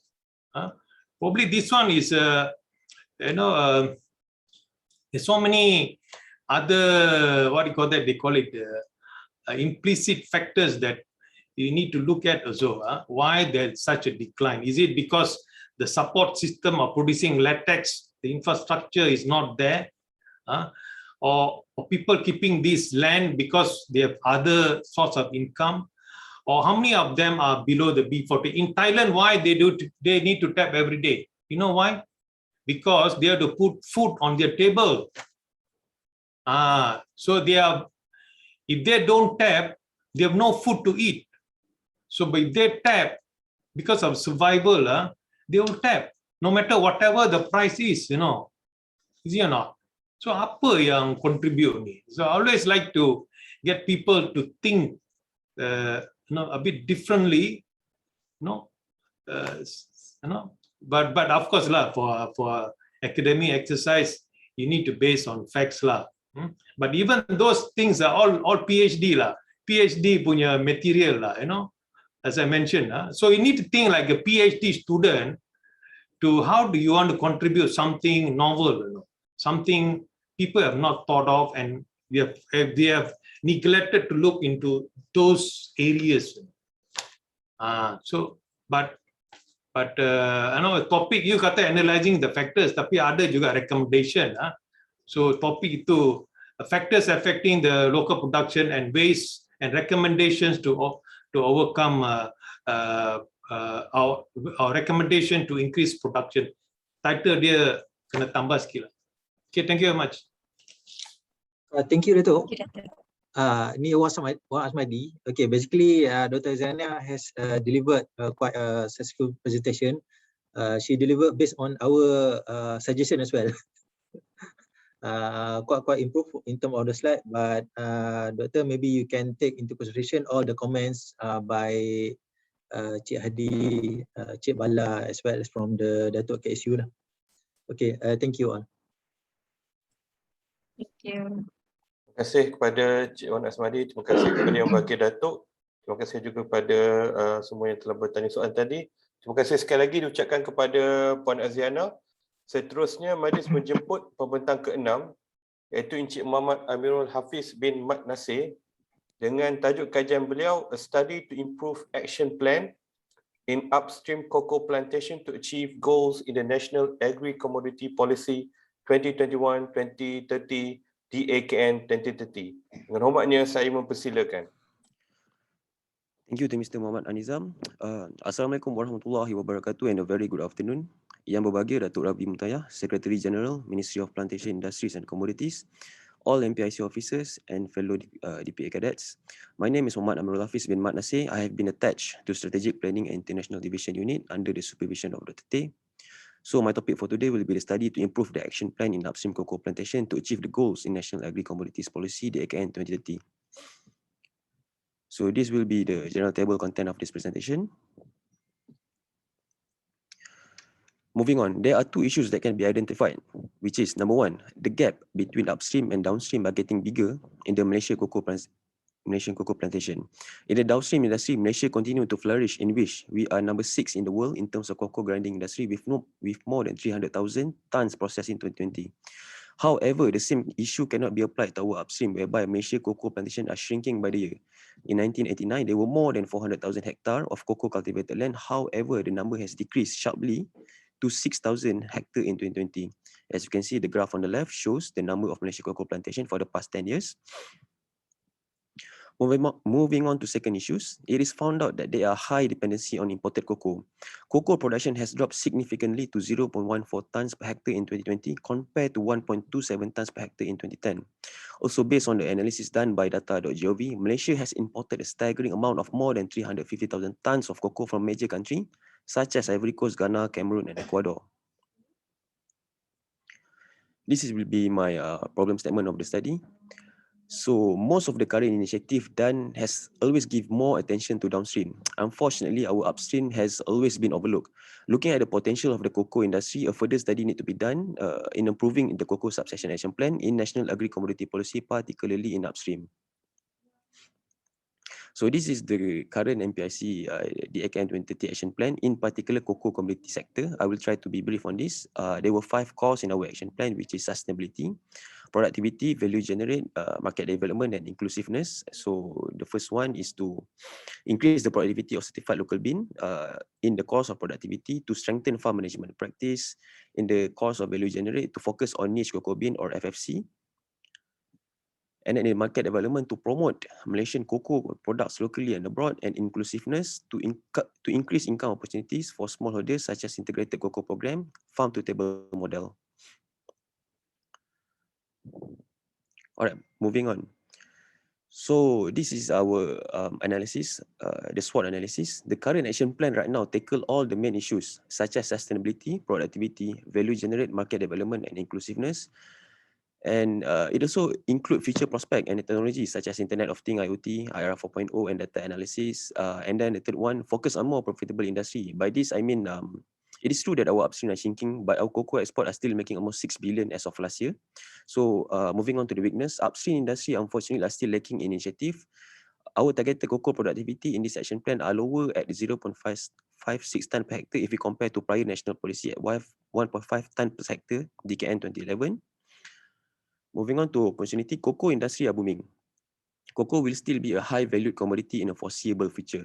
In fact, as of last year, cocoa processing market has reached a volume of 4.86 million tonnes, expected to continue growth in the next 5 years. And secondly, there are still limited youth involvement in the cocoa plantation industry. And lastly, the trend is a traditional working mindset from both of the government body and farmers. And in future, major cocoa exporter countries will develop the same policy to increase their downstream industry as well to maximize their country economy. Therefore, there will be a chance for a less exported cocoa bean. It might not be happening in near future, but maybe 10, 15 years from now. And the last one, the gap in the upstream and downstream are getting bigger by the year. So after all the analysis has been done, this is my suggestion and recommendation for the strategy. First, in order to increase the upstream, integrated plantation initiative can be done, whereby to implement integrated cocoa plantation with other crops such as cocoa or pineapple. Not only this will result in a better yield, but it will maximize the income of the farmers as well. And secondly is the monitoring. We need to be more proactive in cooperating with the contact farming entrepreneurs. Government officers has been too stretched out as it is to monitor all the small-time farmers in the rural area. So by utilizing more of this entrepreneur, not only the income of the small farmer can be maximized, but they can monitor the progress and the quality of the crop as well. And lastly, the youth involvement in the plantation industry. Most of the upstream industry right now are run by old farmers and not inviting to the youth. We need to sell the idea that agriculture are the same fascinating industry as well as robotics, aerospace, and so on. We can implement more technology, maybe drone, maximize the use of social media into the mix. Make sure the youth are well aware of this agriculture industry. And lastly, as a conclusion, cocoa has been one of the largest commodities in Malaysia.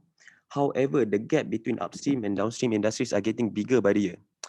It has been clear that both the upstream and downstream sectors complement one another, but in the current unfortunate turn of event, most industry players are setting eyes only on the downstream sectors, while disregarding the clear importance and best significance of the upstream sector. With that, I conclude my slide. Thank you. Terima kasih diucapkan kepada Encik Muhammad Amirul Hafiz. Mari saya teruskan dengan sesi soal jawab. Saya menjemput yang berbahagia Datuk, Tuan-Puan, sekiranya ingin bertanyakan sebarang soalan berkaitan kajian yang telah dibentangkan, dengan hormatnya saya mempersilakan.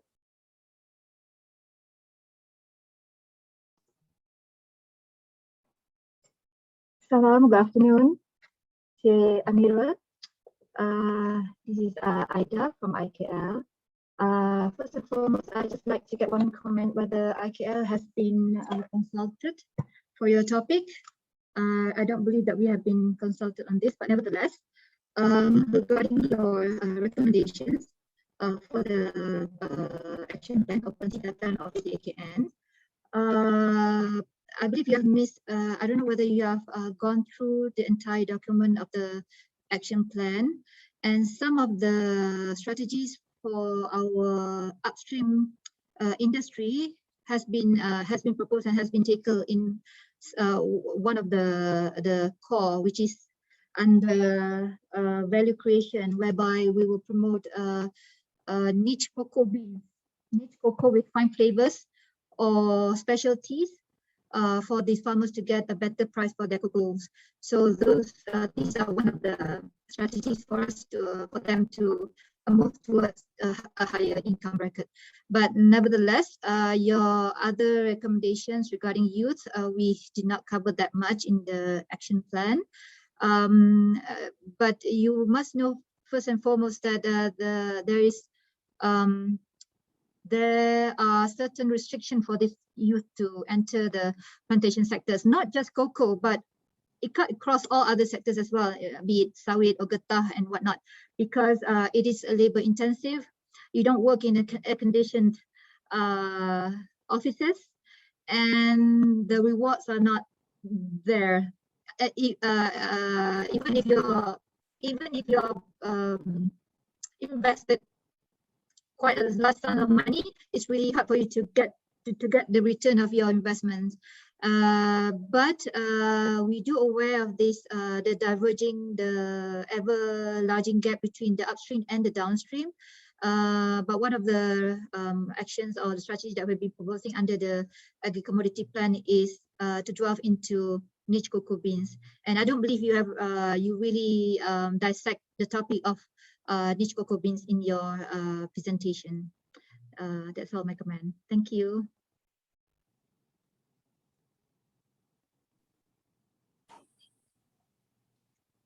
Terima kasih kepada Puan Aida. Sekiranya ada yang lain yang ingin bertanya soalan, silakan. Ni, saya lah. Hi. Siapa? Ada orang tak? Ada orang nak It's cakap me. tak? It's me. Dr. Bagi Chandran. IKL Chandran cakap. Dr. Chandran. Amirul, thank you for your presentation. First thing, I think, first thing, I believe IKL together with LKM, we try to balance out to put policy action to promote both upstream and downstream together. So I don't quite agree when you say the DAKN didn't put much emphasis on upstream. So I think maybe that statement might not be dwell well, I guess. I mean, personally, I don't think so. And then the title itself is actually about improve action plan. See, I think we don't even launch the DAKN itself yet. So I don't think so at this point of time for us to I mean, we can really look at how much has the action plan has contributed towards the development of the industry itself. So I think it's still premature to, I mean, for us to say anything about the DAKN itself, because maybe unless after 5 years, then we do midterm review or what, then we can see how much the plan has contributed, or have we achieved our target, at least half of it, or have not. So then you can put up some proposal. So I'm not very sure whether at this point of time for us to go and look at the action plan itself and to come out with any suggestion. Is it a proper timing, or is it we are at the right juncture? I'm not very sure. So those are my two comments. Thank you. Thank you, Dato'. Yeah. Chandran has a point there. So, because how could you, say that the action plan need to be improved when the program has not been implemented? So it's difficult for you to obtain data to show that program need to be improved unless kita ada bulu teropong tu lah. Bulu teropong atau jadi dengar ke atau so Amirul, so that part is a bit difficult, but you see sometimes we have this thinking we must have put our hands and feet into everything. Kita suka, Malaysian memang suka, dia suka macam tu. Kalau kita tengok dasar sains dan teknologi negara kan, kalau orang lain buat nanotechnology, they also want to be there. When orang buat biotechnology, they want to be there. You want to talk about what do you call that, renewable energy, they want to be there. So everything that the world thinking about, we want to mention all those as R&D priority areas lah. No? When you talk about R&D priority areas, you need to select 2 or 3 and then concentrate on it lah. So sama juga dalam sesuatu komoditi ni, there'll come a point of time due to land constraint or to the level of education of the population, they will move from those low addition activity to different part of the value chain lah. Like what happened in the developed countries, they have done away with upstream.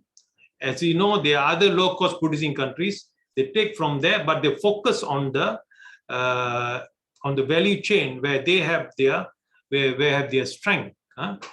And our policy, we officers tend to think, okay, tak cukup sana upstream, kita hantar semua orang muda pergi petik buah koko. Contoh lah, I'm just so it doesn't work that way. We have to find a way. You see, whenever we invest $1, we need to find in which part of the value chain or which activity gives you the highest multiplier effect. And then we put the money there, and then we see our economy moving faster. And then if not, we be asking, hey, why are we trapped in the middle income category of country? So sebab kita kena tengok tu. Do we put $1 here? So your analysis, is it better to put $1 in the upstream, or is better to put that additional $1 in the midstream and the downstream? Is it or not? So they become line. So it's not necessary that we used to be strong in the upstream lah. Cocoa we used to have almost close to 400 over 1,000 hectares. Today we have less than 6,000 hectares, and the production is only about 1,000 tons. 1,000 tons only now. Sedangkan our grinding capacity is 360,000 tons. Kan? So 1,000 dengan 360,000 is way off lah. Way off. So if we have a small group of people still in the upstream, small group of people still in the upstream, we need to change them so that they move into like production of single origin or fine flavor cocoa lah. Dia lebih kepada different type of chocolate tau. Not at the downstream where we grind more than 360,000 tons. So they are aligned tau. So then the value change based on time, it will change. Farmers become old. Farmers become old. So and if it's old, it's old people punya industry. No youngsters want to go in, man. If we put if it's meant by all this young teenage or young beautiful ladies in cocoa industry, all the men will run there. They also get involved in cocoa industry. When you have old people there, all no energy, nothing. You can't expect young people to go there. No matter what we do, this is a phenomenon that is not only faced in Malaysia, tapi juga even Indonesia pun have such problem. You try and ask anyone from Indonesia, dia tak berminat lagi dah semakin kurang tau dalam sektor pertanian.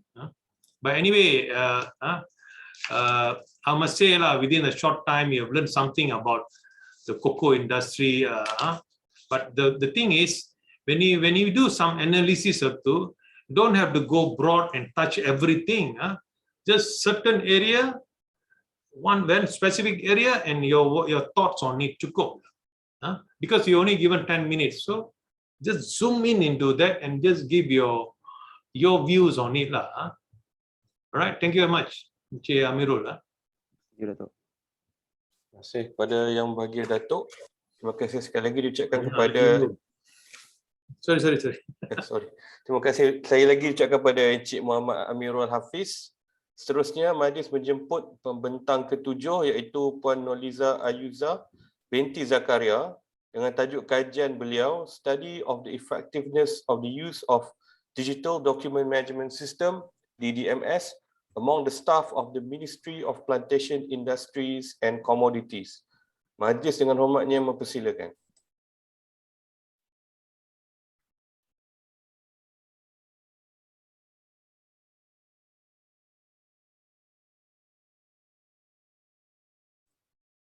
Puan Noliza, kalau ada bersedia boleh minta tolong rakan saya sharekan.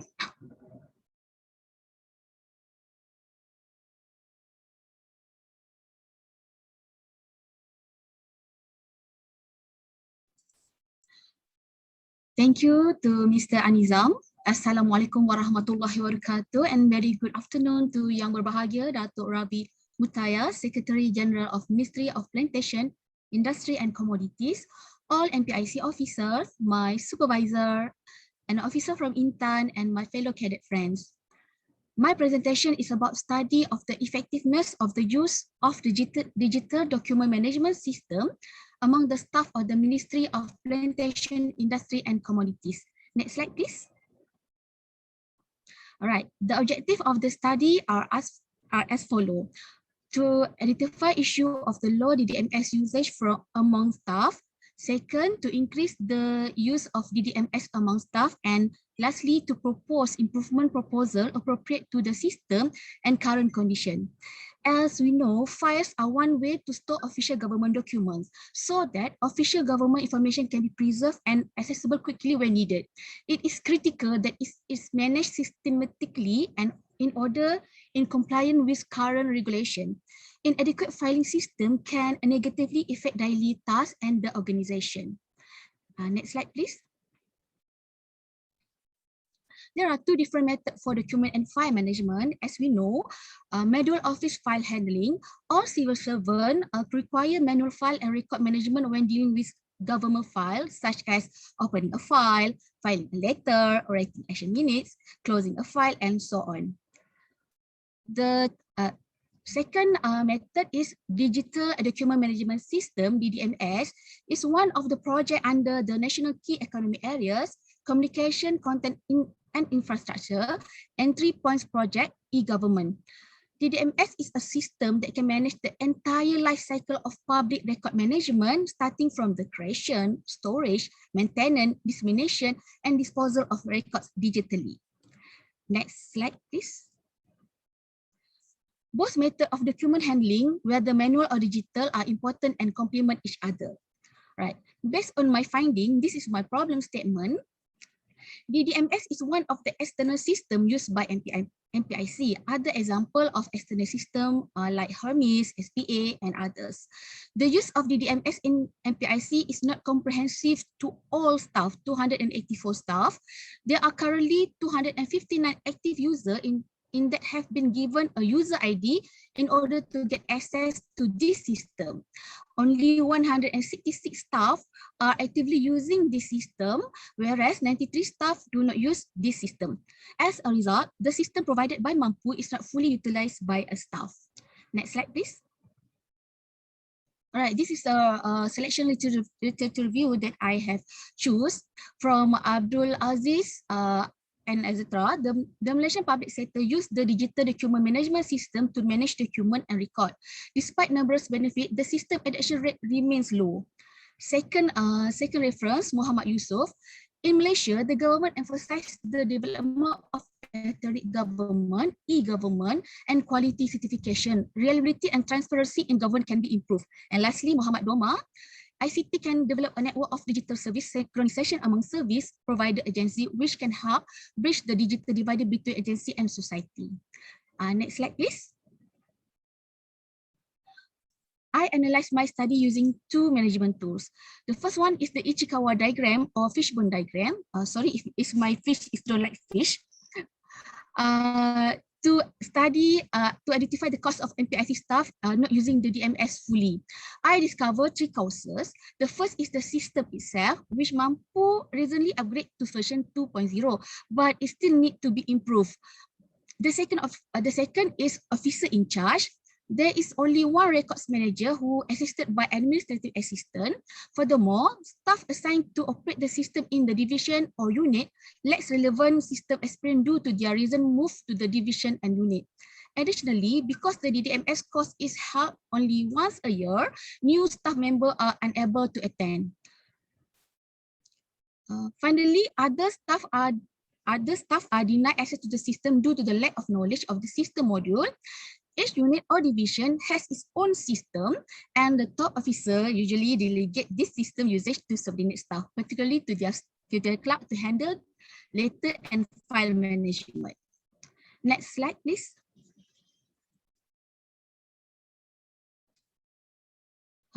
Next slide.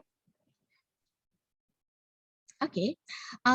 Additionally, I also use a SWOT analysis was undertaken to ascertain the strengths, weaknesses, opportunities, and threats that might affect the success of DDMS used in MPIC. The first step is to do a strength analysis. This system is digitally and allow for centralized management of document and file. Officers in charge are responsible for ensuring the appropriate training is provided and that a cohesive work culture is maintained.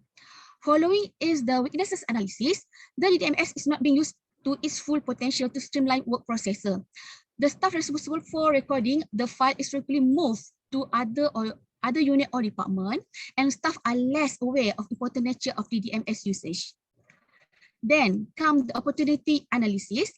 Inter-ministerial collaboration to provide input to Mampu on what to improve the DDMS, and suggested Mampu upgrade to allow the usage of the DDMS application on mobile phone. Finally, a threat analysis. The system is unusable due to technical difficulty and interruption and internet access, and it is not totally user-friendly due to the possibility of enhancing certain features. Next slide.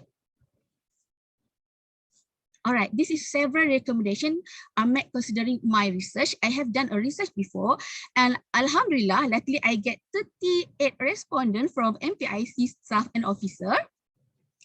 First is ongoing training or workshop for new and existing user, particularly for a new staff who has never used DDMS before. Like me, I never used this system because in my department, my old department don't have this system. I just use a manual system for file and management and for file management. Second, more frequently transmit notification by official email and always up-to-date information about DDMS on the ministry official website so that staff members are more aware. Thirdly, employees who officially use DDMS are recognized with certificate, reward, or incentive. Fourthly, all MPIC staff are expected to use DDMS. Finally, system enhancement to make it more user-friendly considering the current situation, particularly features to produce letter reference number. Okay, then next slide. Okay, conclusion. To conclude, DDMS enable officer to instantly access file and document digitally without the need to retrieve physical file. But the physical file also must be up to date. If the user access to the internet and work away from the office, this system can still be accessed. MPIC must enhance DDMS efficiently to everyday use by all staff. Additional courses, training, monitoring, and review of user-friendly DDMS system should be conducted to ensure optimal system utilization. That's all from me. Thank you. Terima kasih diucapkan kepada Puan Noliza Ayuza. Nanti saya teruskan dengan sesi soal jawab. Sekiranya yang berbahagia Datuk, Tuan-puan ingin bertanyakan sebarang soalan berkaitan kajian yang telah dibentangkan, dengan hormatnya saya mempersilakan. Yang berbahagia Datuk, saya Azmida. Boleh saya mula untuk komen dahulu Datuk? Sebab saya adalah penyelia kepada Puan Noliza Ayuza. Silakan, tunggu saya lah. Silakan. Alright. Okay, first of all, Ayu, congratulations because you managed to present in English and it is very clear. Because I know that you very so worried about presenting in English. So congratulations on that. Alright, and then second thing is you're lucky because your topic is a very straightforward topic, right? And then so I want to just a few comments from me. I can see that from your literature review, you take my opinion that you for this kind of system effectiveness and system study, you should take something literature review which is most recent one lah. And I can see that you take from the 2020, which is the recent literature review lah that you got from other study. All right, and then most of all, I think in terms of content also, because this is very straightforward study, so it is for me it is clear, and congratulations again. That's all from me. Okay, thank you. Siapa lagi nak komen lagi? Digital document management system among the staff. If I understand it correctly, this one must be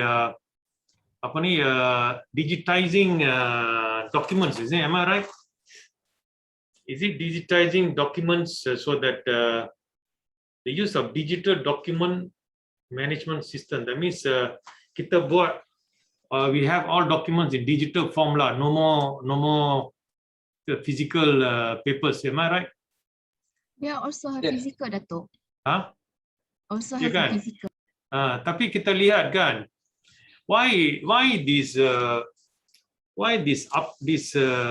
people don't use this digital document management system ni. If we, for example, during COVID, we see we all have been what do you call that, restricted lah.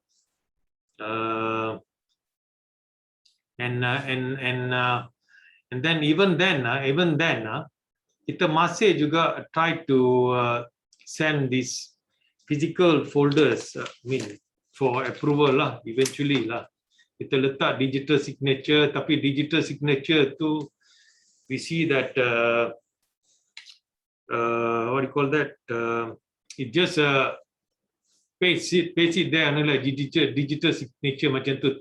Actually, there's no security at all, you know.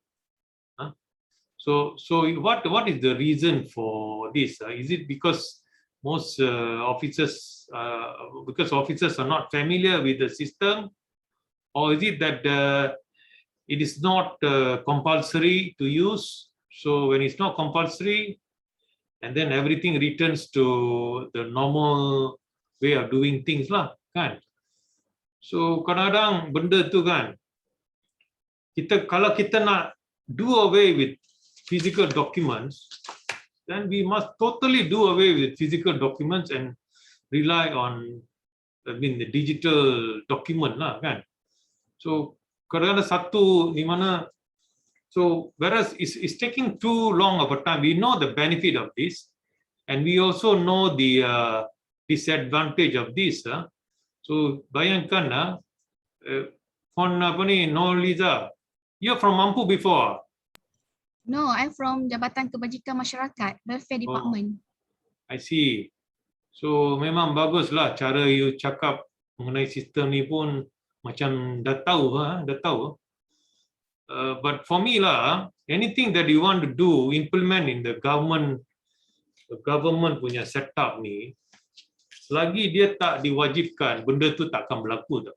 Dia takes very long time, or the transition takes a very long time to do it. Jadi kalau kita nak memang one system terus pergi on it, so that kind of drive must be there lah. Okay, thank you very much. Terima kasih kepada Yang Berbahagia Datuk. Terima kasih sekali lagi diucapkan kepada Puan Noliza Ayuza. Seterusnya, majlis menjemput pembentang ke-8 iaitu Encik Luqman Hakim bin Alias dengan tajuk kajian beliau Exploring the Development of the Business Model of MPOCC to be Financially Sustainable, a Way Forward. Dengan hormatnya, saya mempersilakan. Okay, thank you to Tuan Anizam. Assalamualaikum and a very good afternoon to Yang Berbahagia, Datuk Ravi Mutaya, all MPIC officers and my fellow friends. I am Luqman Hakim bin Alias, and today I will be presenting my research on exploring the development of the business model of Malaysia Palm Oil Certification Council, or MPOCC, to be financially sustainable, a way forward. So I would like to clarify that there are a few changes with the slides compared to the one given last week. Okay, I will segregate my research into 5 main topics as listed, and we will start the discussion with a problem statement. MPOCC is a non-profit organization established as Company Limited by Grantee, CLPG, under Company Act 1965. And there are 2 main issues pertaining to MPOCC financial statement that I would like to highlight here. And the first one is the incremental of the yearly expenses, mostly on their administrative and general expenses. For the past few years, that is usually covered by government grant. And the second one is the insufficiency of the approved budget by the government for year 2021 to cover their expenditure on National Agri-Commodity Policy 2030. So even though they are non-profit organization, still it will be more sustainable if they can generate some of their income by themselves. So the next slide shows the data on the revenue of MPOCC from year 2016 until 2019 based on their annual report, where you can see the increasing pattern from year to year. And in 2019, government grant cover almost 100% of their revenue. Meanwhile, in 2021, the budget requested by them is around 10 million, but the budget approved is around 7.1 million with a difference of 29%. So the strategy to get additional fund is important, not only to cover some of their expenditure in 2021, but also beyond that. Hence, moving into my research objective, the first one is to study the business model of MPOCC, and the second objective is to suggest new strategies for MPOCC to generate their income. Okay, for the first objective, I will be using Swot Analysis to get a more in-depth understanding of MPOCC as a whole, especially on their issues and challenges. So MSS, MSPO owner, they have their own strength, not only because of their establishment within the palm oil industry, but also in terms of their networking and also numbers of experts lie in their organization and their board of trustees. But from my findings, they have their weaknesses, where one of them is, since they are established as a non-profit organization, they have their own limitation as stated within their constitution, or also known as memorandum and articles of association. And they also rely heavily on government grants. Besides with the mandatory of MSPO certification by the government, MPOCC have to strongly work to ensure that all 100% of the palm oil mill and holders in Malaysia obtain their MSPO certification. So they have to sort of neglect their revenue generation. Meanwhile, for the opportunities, I would say they are really having the potential to generate self-generating revenue from their operation, as well as the opportunity to gain more recognition from international bodies and also government through engagement. As for the threats, most of the threats, or I would call it as setbacks, are related to Malaysia Act. The first one is Company Act, where it is stated in their constitution or MNA that if MPOCC fails to comply with any terms and conditions stated in the Company Act, then the license may be revoked. And the second one is the Competition Act, whereby this act basically created to prohibit anti-competitive agreements and the abuse of dominant position in the market, because it can result in extreme financial penalties by Malaysia Competition Commission, MyCC. And the last act is the Income Tax Act. At the moment, MPOCC are exempt from tax because they operate fully as non-profit organizations. But in future, in case they are planning to change the way they operate, especially with regards to charging fee from MSPO certification process, then they might be ineligible for the tax exemption, including on the government grant. So on the next slide, you can see part of the Malaysia Act that I just explained before about revocation of license, penalty for anti-competitive agreements, as well as charge of tax. Okay, moving into my second objective, to suggest and recommend new strategies. There are few strategies outlined from ERRC grid. It can be a general strategy and also a direct or specific strategy. General strategy, for example, when we're talking about eliminating things, we can eliminate unnecessary bureaucratic procedures, especially involving interaction between MPOCC, MPOB, and other stakeholders, and also to avoid from overstocking merchandise inventory. Talking about risk grid, we can raise the recognition of MSPO certification scheme locally and globally, while it is also important to increase the awareness on the benefit of MSPO certification, especially among independent smallholders. Because right now, there are 90% of oil palm planted have been certified as reported by MPOB. Okay, besides moving forward in a more specific strategy, MPOCC can reduce dependency on government grant. And referencing their 2021 budget, they can strategize to get 30% of their expenditure every year from self-generating revenue. Next thing they can do is by capping a man-day rate. At the moment, there is no ceiling or capping price for the man-day rate that was imposed by certification bodies, and this cost will be borne by MPOCC. Thus, by capping this rate, it can reduce the expenses of MPOCC. And besides, they also can simplify the certification process depending on the situation. For example, by allowing remote audit process on independent smallholders in Sabah and Sarawak. Speaking about create, one of the strategies that we can create is a charge on the usage of MSPO logo and of the product.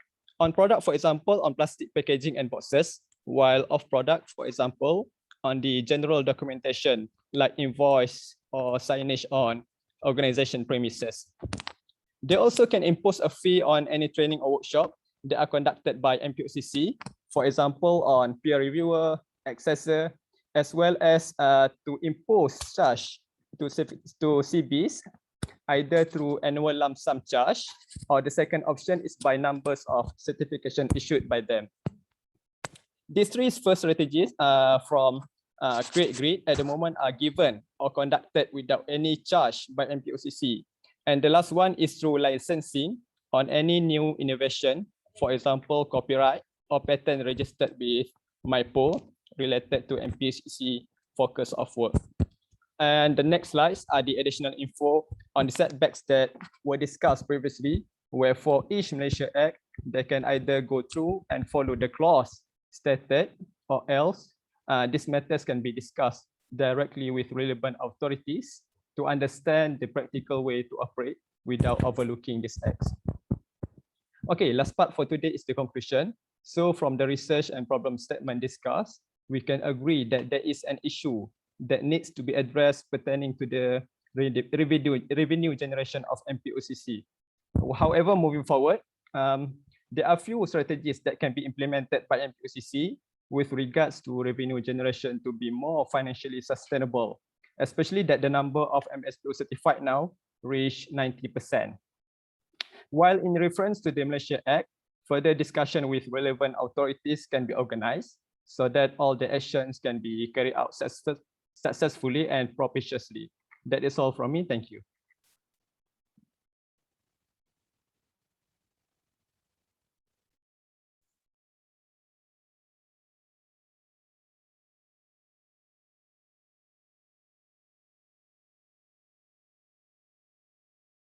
Anim. Datuk. Terima kasih. Ya. Terima kasih diucapkan kepada Encik Luqman Hakim atas pembentangan yang telah diberikan sebentar tadi. Majlis diteruskan dengan sesi soal jawab sekiranya Yang Berbahagia Datuk, tuan-puan ingin bertanyakan sebarang soalan berkaitan kajian telah dibentangkan. Dengan hormatnya saya mempersilakan.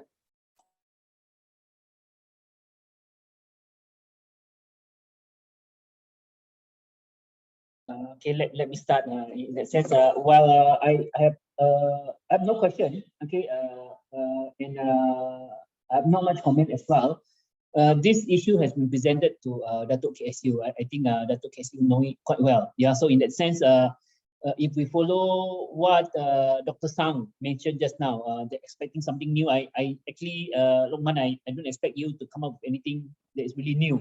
I don't think it's going to be easy for you to, in a very short span of time, to get to know the industry and come up with something that is new and solid. Yeah, but I do appreciate your efforts to analyze it in a very structured way. Yeah, I especially like the quotes that you get from this Sunday Matic. Yeah, on this non-profit organizations are supposed to strive for this self-financing. I think that speaks the whole gist of the whole exercise itself. Yeah, this is what we're talking about. All these, some of all these council, and I believe it's not just MPOCC.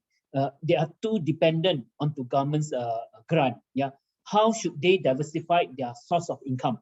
I think that's the gist of the whole presentation itself. Yeah, and that's I hope it is not just for MPOCC, but for any councils that under MPIC, we should start to look from that perspective.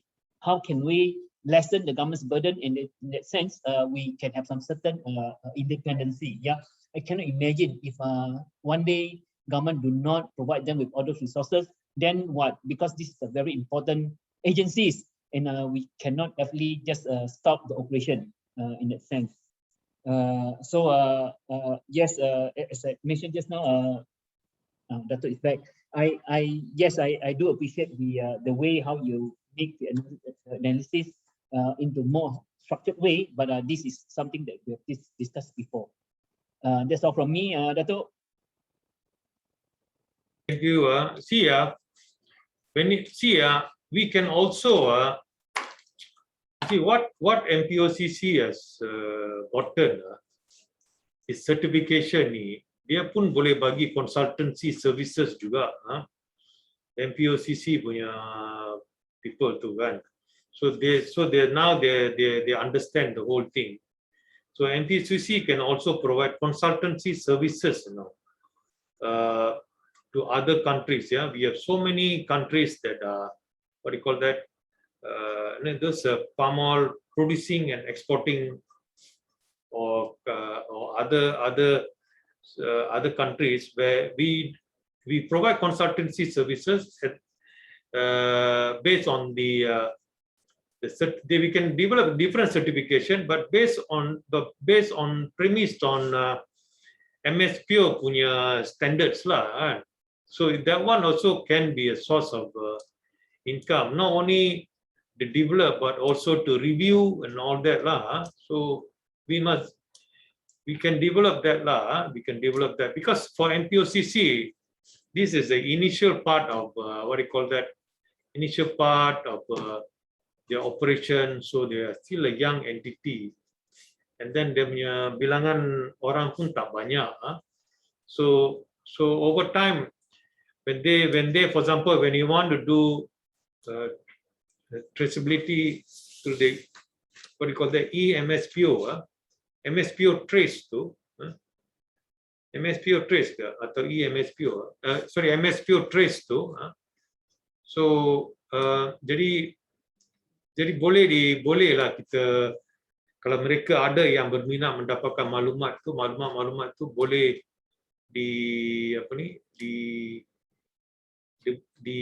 dijual lah, dijual. And then that will also give additional revenue lah. When talk about revenue ni ya, kalau dari segi pengeluaran sijil tu, MSPO tu, that also can be a source of income lah, I would say. Anyway, I wonder how do you know that MPOCC has financial issues? That is also macam mana dapat tahu ni? Siapa present tadi?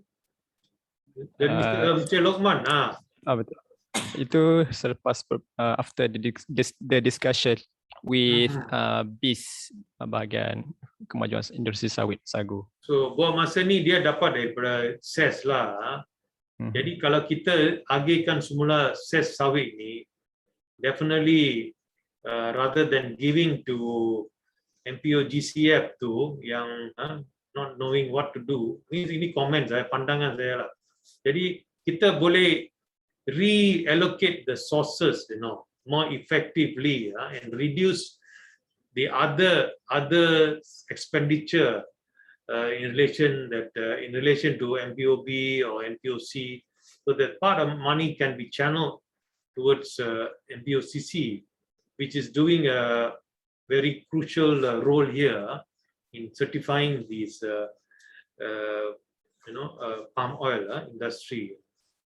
Okay, thank you very much. Itu aja dari saya. Terima kasih kepada yang berbahagia Datuk. Ada berapa lagi paper? Ada 2 orang lagi Datuk. 2 orang lagi? Aduh, banyak soalan. Okay. Anyway, it's good lah. At least, hopefully, from this session, you will understand when you present something. But I also, I can understand lah, because of your limited exposure with the bahagian, not able to feel how's the bahagian functioning, and then your communication all has been limited. So we, despite that, I see that you all have tried to learn something about it. I think it's a good thing lah. All right, move on. Including Malaysian cocoa brought prominence and visibility. Okay, Kenny. Seterusnya majlis menjemput pembentang ke-9 iaitu Puan Nurhani Sakinah binti Muhammad Arzani dengan tajuk kajian beliau Improving Malaysian Cocoa Board Prominence and Visibility Through the Effective Use of Social Media. Dengan hormatnya saya mempersilakan. Assalamualaikum warahmatullahi wabarakatuh and good afternoon. Thank you to Mr. Muhammad Anizam, yang berbahagia, Datuk Ravi Mutaya, MPIC officers, ladies and gentlemen. My name is Nurhani Sakinah binti Muhammad Arzani. I'm doing my SPP under bahagian pembangunan industri koko dan lada. My supervisor is Puan Aida Baizura binti Muhammad Noor. I'll be presenting about improving Malaysian cocoa board prominence and visibility through the effective use of social media.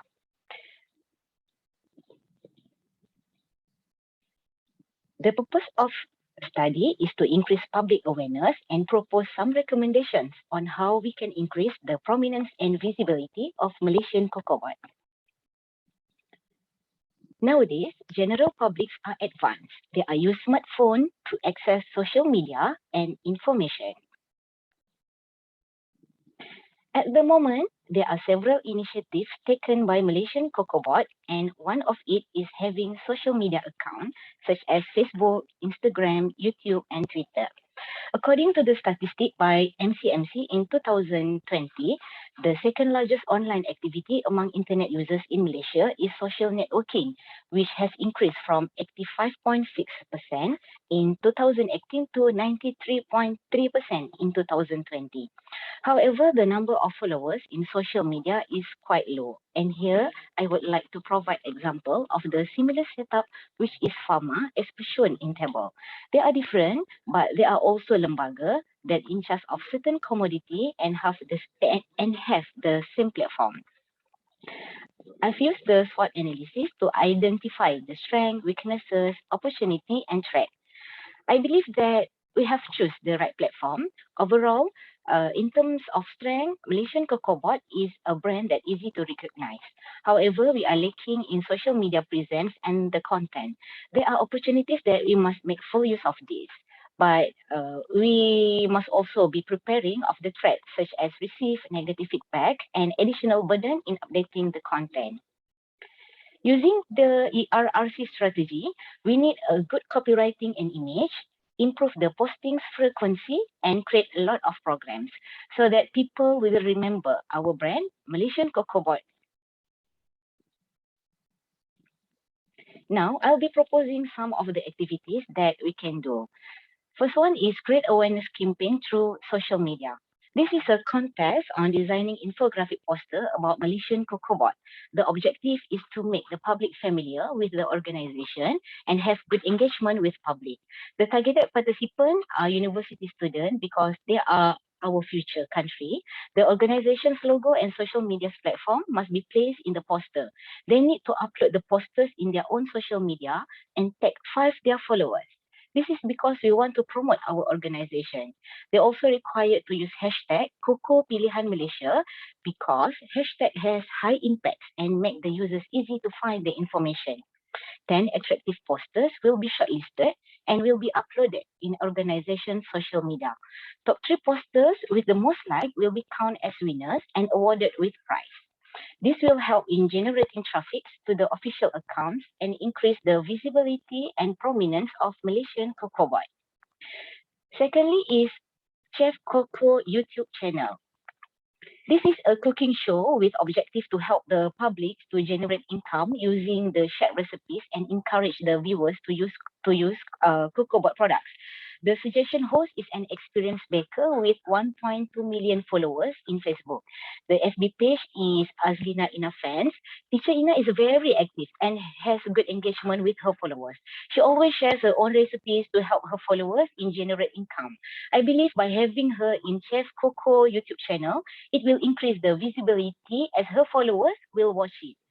Each episode will take around 20 minutes. The slots will be at every Saturday at 5 p.m. for about 3 months from February until April 2020.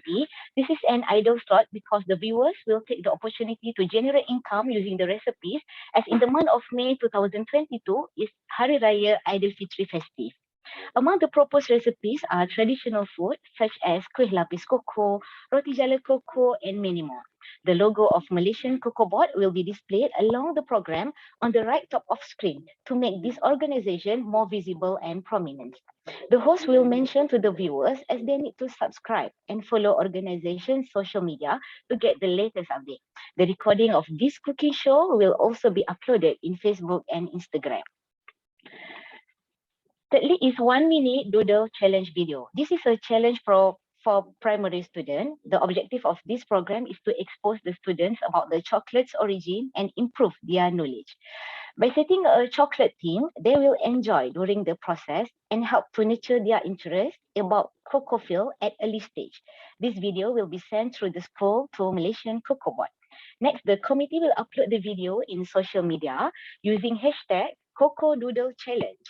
In order for them to win the prize, the school are encouraged to promote their videos challenge. This will help to divert a high traffic in organizations' social media, as people will visit to vote and scroll information in the platform. Indirectly, this interact will make the account more active and the organization becomes more visible and prominent. Top 3 video with the most like will be counted as winners. They will be awarded with prize. Number 4 is create Telegram channel. In this Telegram channel, the organization will also use to promote social media's account of Malaysian Kokobot. This activity will increase the visibility and prominence of the organization.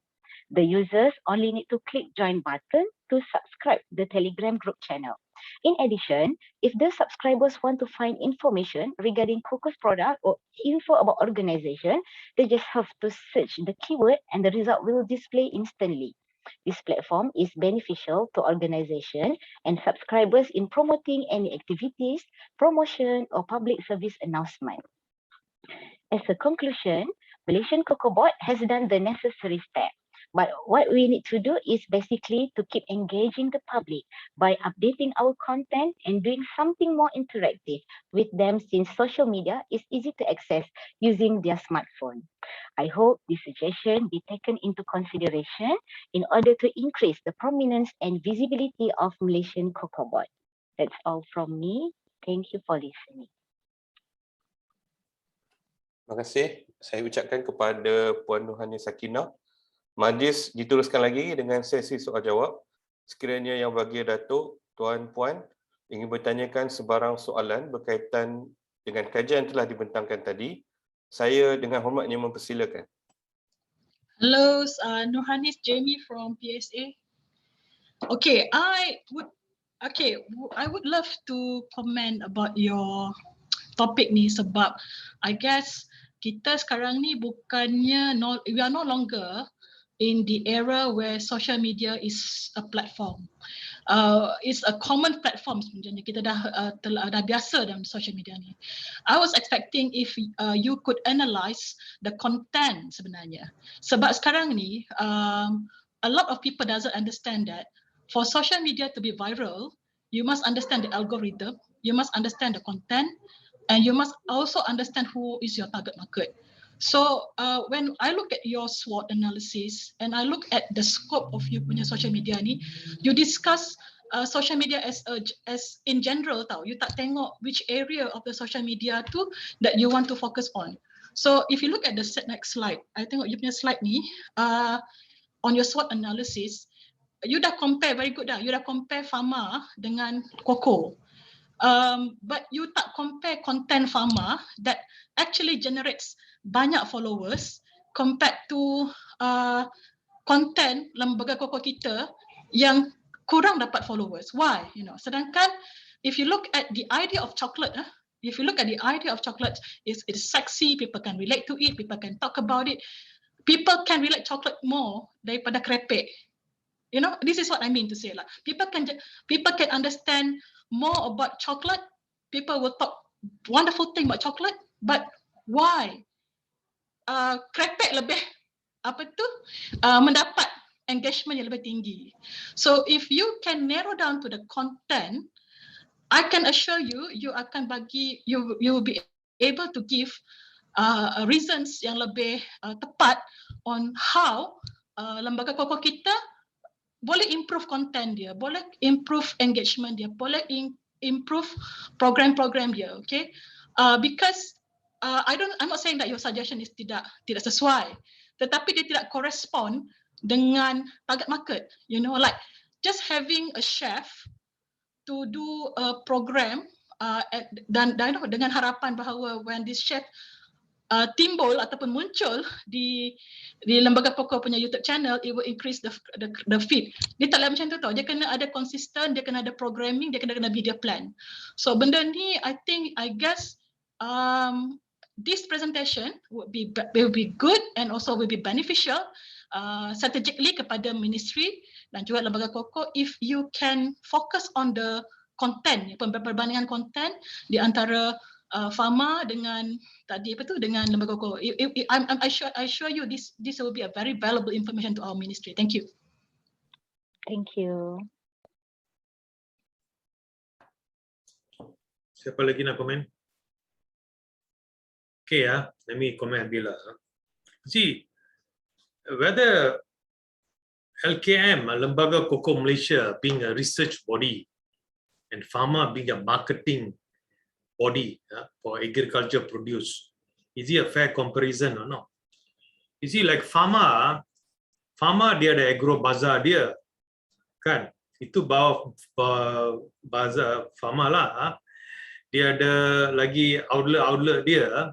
What do you call that? What outlet Putrajaya tu? My Farm outlet ke? My Farm. My Farm outlet kan? Itu pun jadi ramailah lagi orang mengenali dia sebab apa? Dia membawa produk-produk pertanian tu. Dan ramai kita tengok Pharma juga terlibat banyak juga dengan pasar tani ni. Jadi lebih orang mengenali dia sebab apa? Dia membawa produk-produk pertanian tu untuk masyarakat umum lah. Berbanding dengan Cocoa ni, Cocoa is actually a research entity. Dan kalau kita fikirkan, katakan, I just ask you among yourself, which government organization comes to your mind when you talk about services? When it comes about services, what comes to your mind? Semua orang tahu JPJ kan? Tak perlu kalau kata JPJ semua orang tahu. Sebab dia terlibat, faham tak? Dia punya terlibat dengan lesen dia, terlibat dengan enforcement kena saman. Jadi memang tahulah JPJ, lagi apa lagi? Income tax pun kita tahu. Sebab apa? Dia mengenakan cukai dan kita terpaksa buat setiap tahun. So whereas LKM don't have any of those, that kind of what do you call that? It's not that kind of entity. So the approach may have to be different lah. Just like kadang-kadang macam Mardi kan. When you talk about Mardi, what comes to your mind?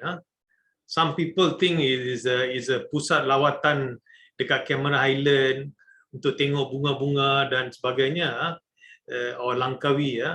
So when you talk about MPIC dulu kan, kalau yang mereka yang belum tahu MPIC kan, saya nak tanyalah, what did you know about MPIC? I mean, maybe now you are placed here, this ministry, so baru nak mula mengenali. Sebelum tu minister level pun same juga, they have no idea what is this MPIC, agri commodity. Dia orang, so they do not know in detail.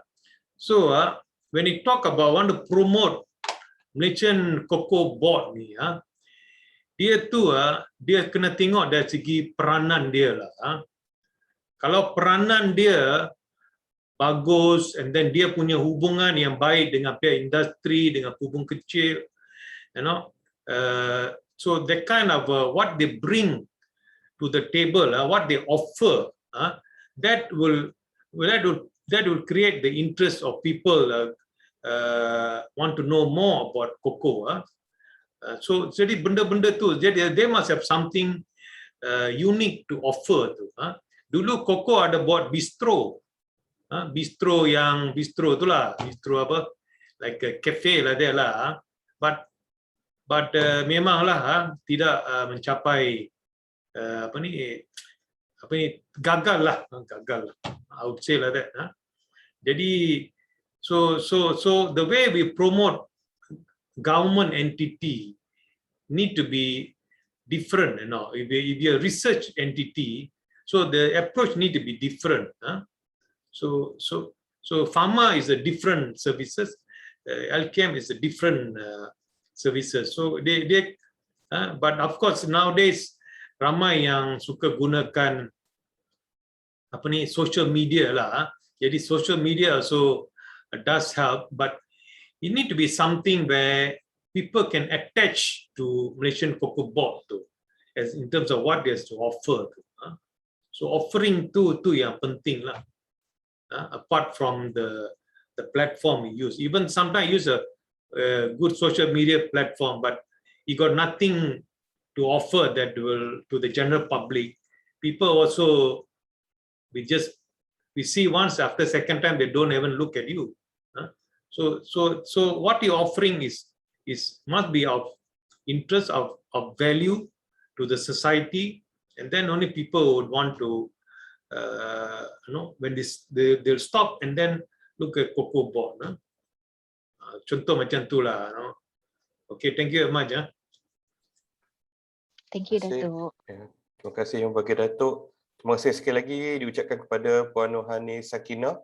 Seterusnya, majlis menjemput pembentang takhir iaitu Puan Nurul Alia binti Syukri dengan tajuk kajian beliau Competitiveness of Paper Product Enhancing the Downstream Players in Global Market.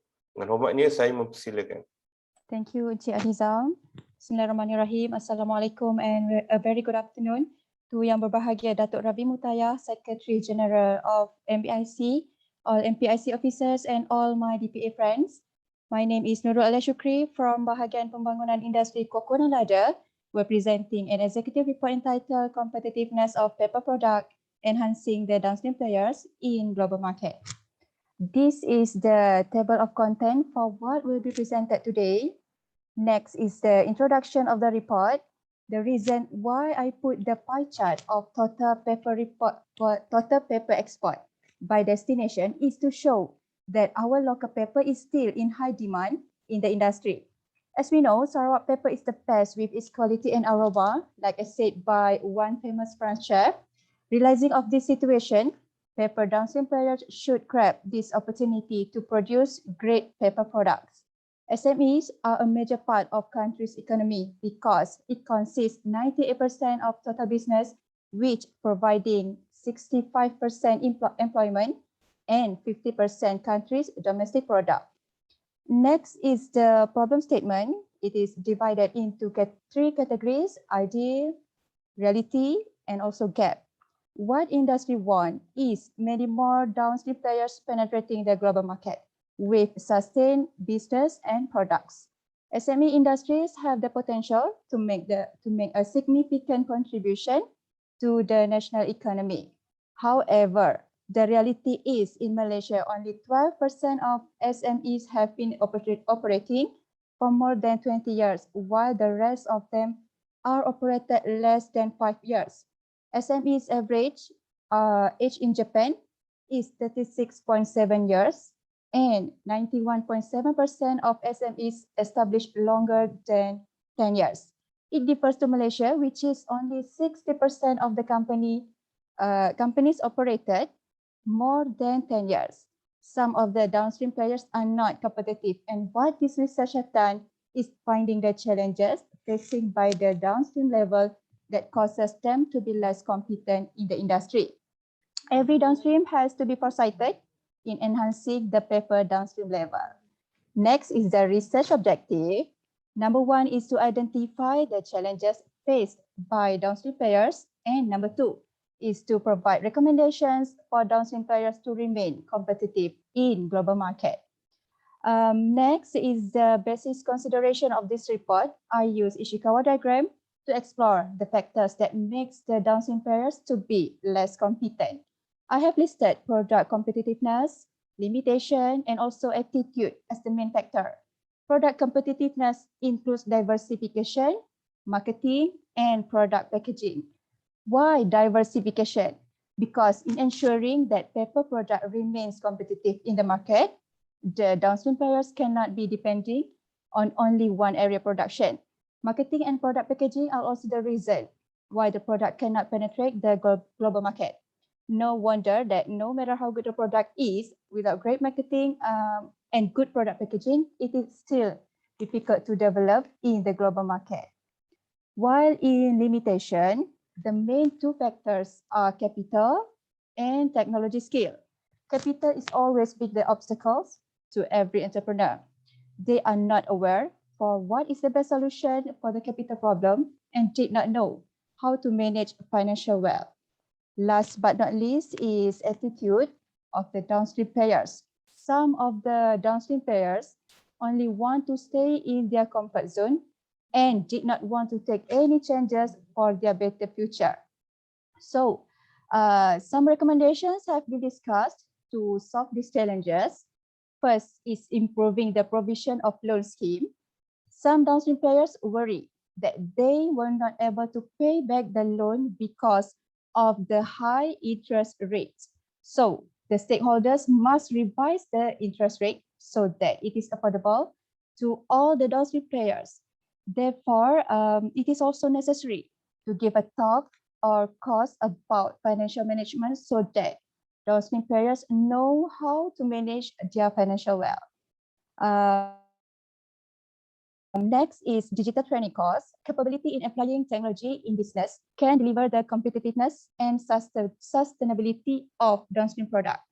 Digital training course is such a way to give exposure to downstream players on how to use technology facilities wisely to ensure it is beneficial to their business. Knowledge in technology is also important in order to apply innovative packaging techniques.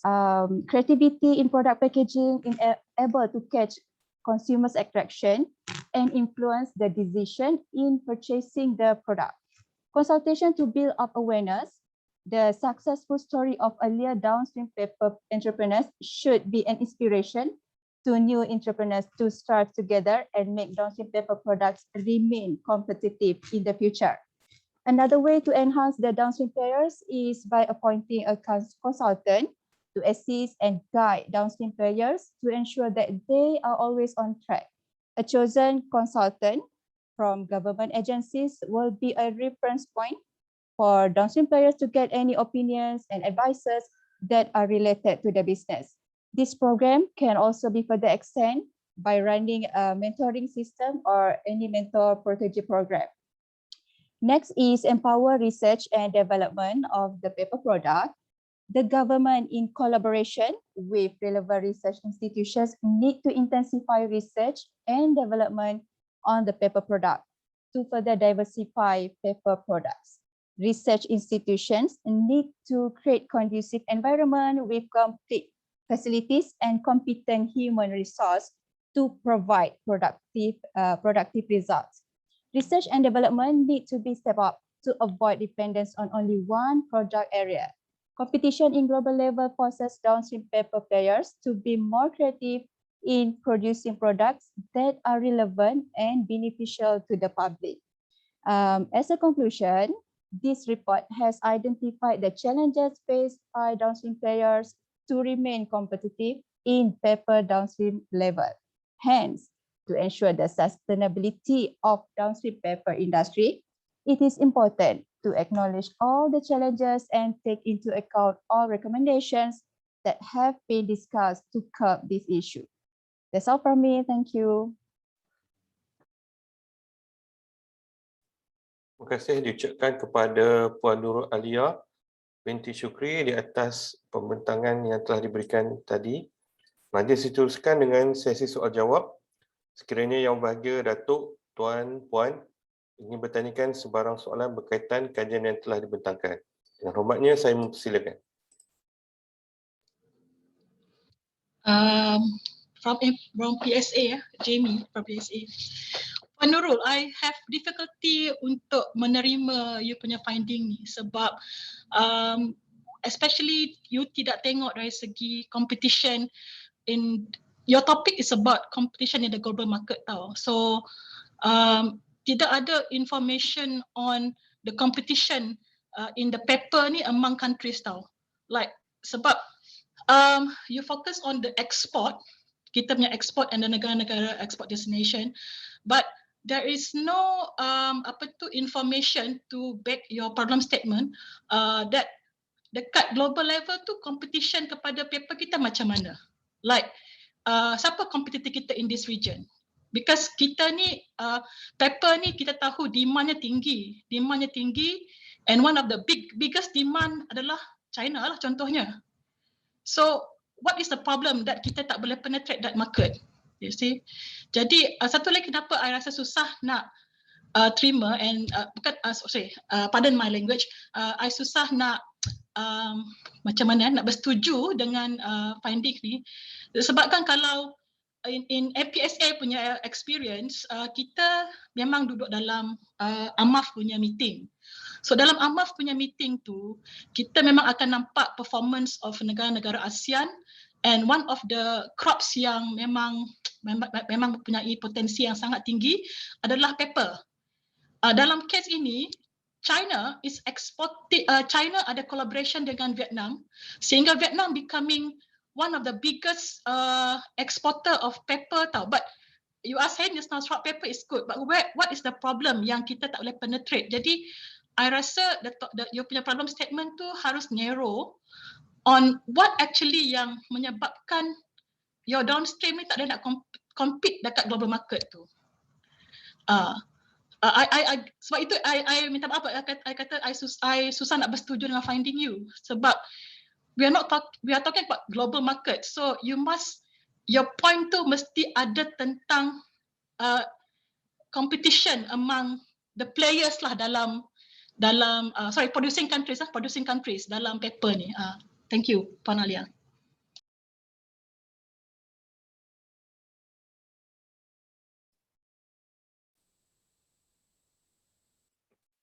Okay, saya jemput kalau ada siapa yang ingin tuan-tuan dan puan-puan yang ingin bertanya soalan, silakan. Last paper ke?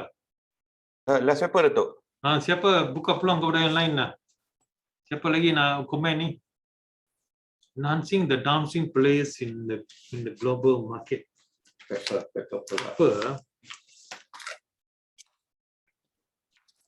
Datuk Chandran here.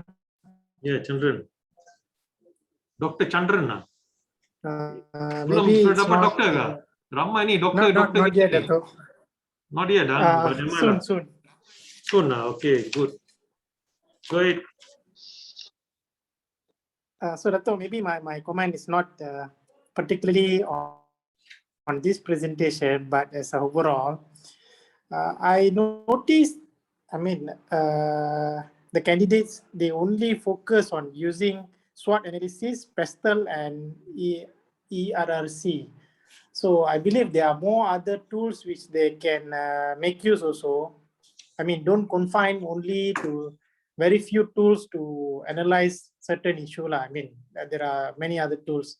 And also I noticed in terms of the data analysis is very, very limited. I believe in the ministry we have tons of data which can give more understanding, and also will help based on the data we can put forward much more solid recommendation, I believe. So those are my two comments lah. One is in terms of the analysis tool, and also especially on the data part is very, very, very limited. So those are my two comments, Dato'. Thank you.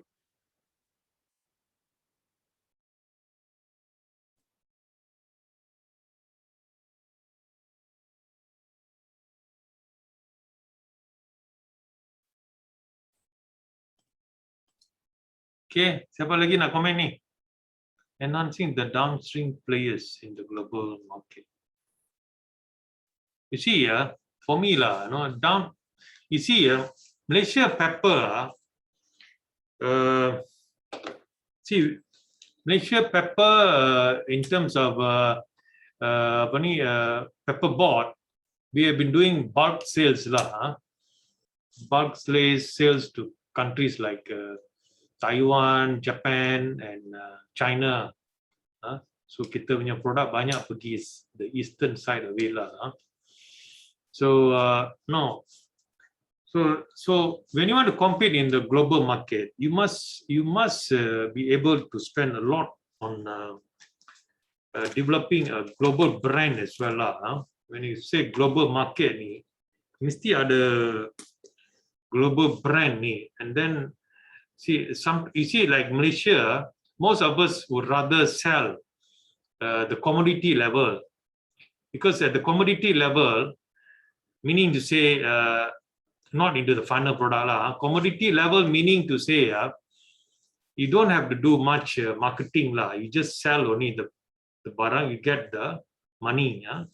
Because downstream ni, you're competing against big players. P&G lah, Nestle lah, all those established names, and they have spent billions of dollars developing their brand. So in the global market, you want to compete in the global market.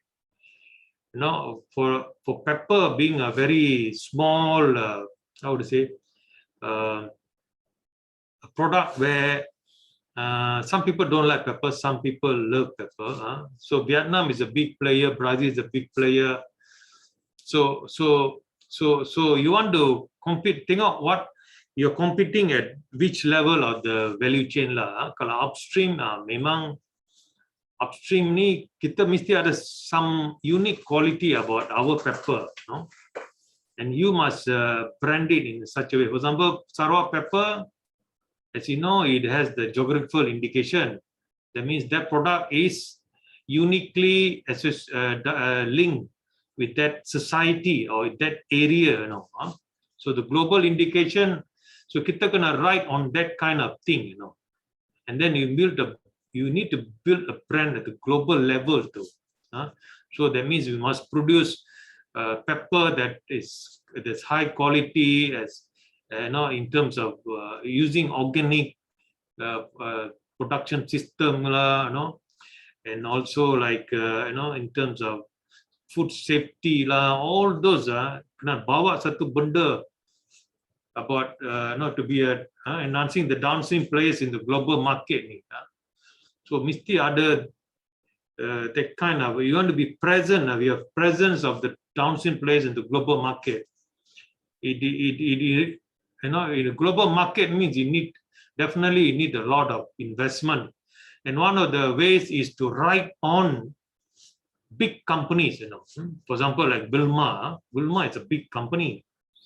So we can write on Wilma to bring our product into the global market. So kita kena able to link with the global market players lah, so that eventually and then our product, Malaysian product is been promoted by these big players.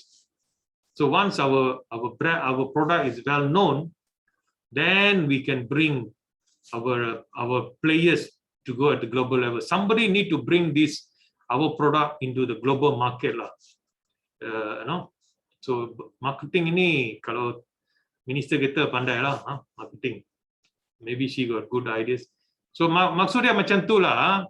When you talk about global market, what it takes for the downstream player, what level they must be able to compete, and what are the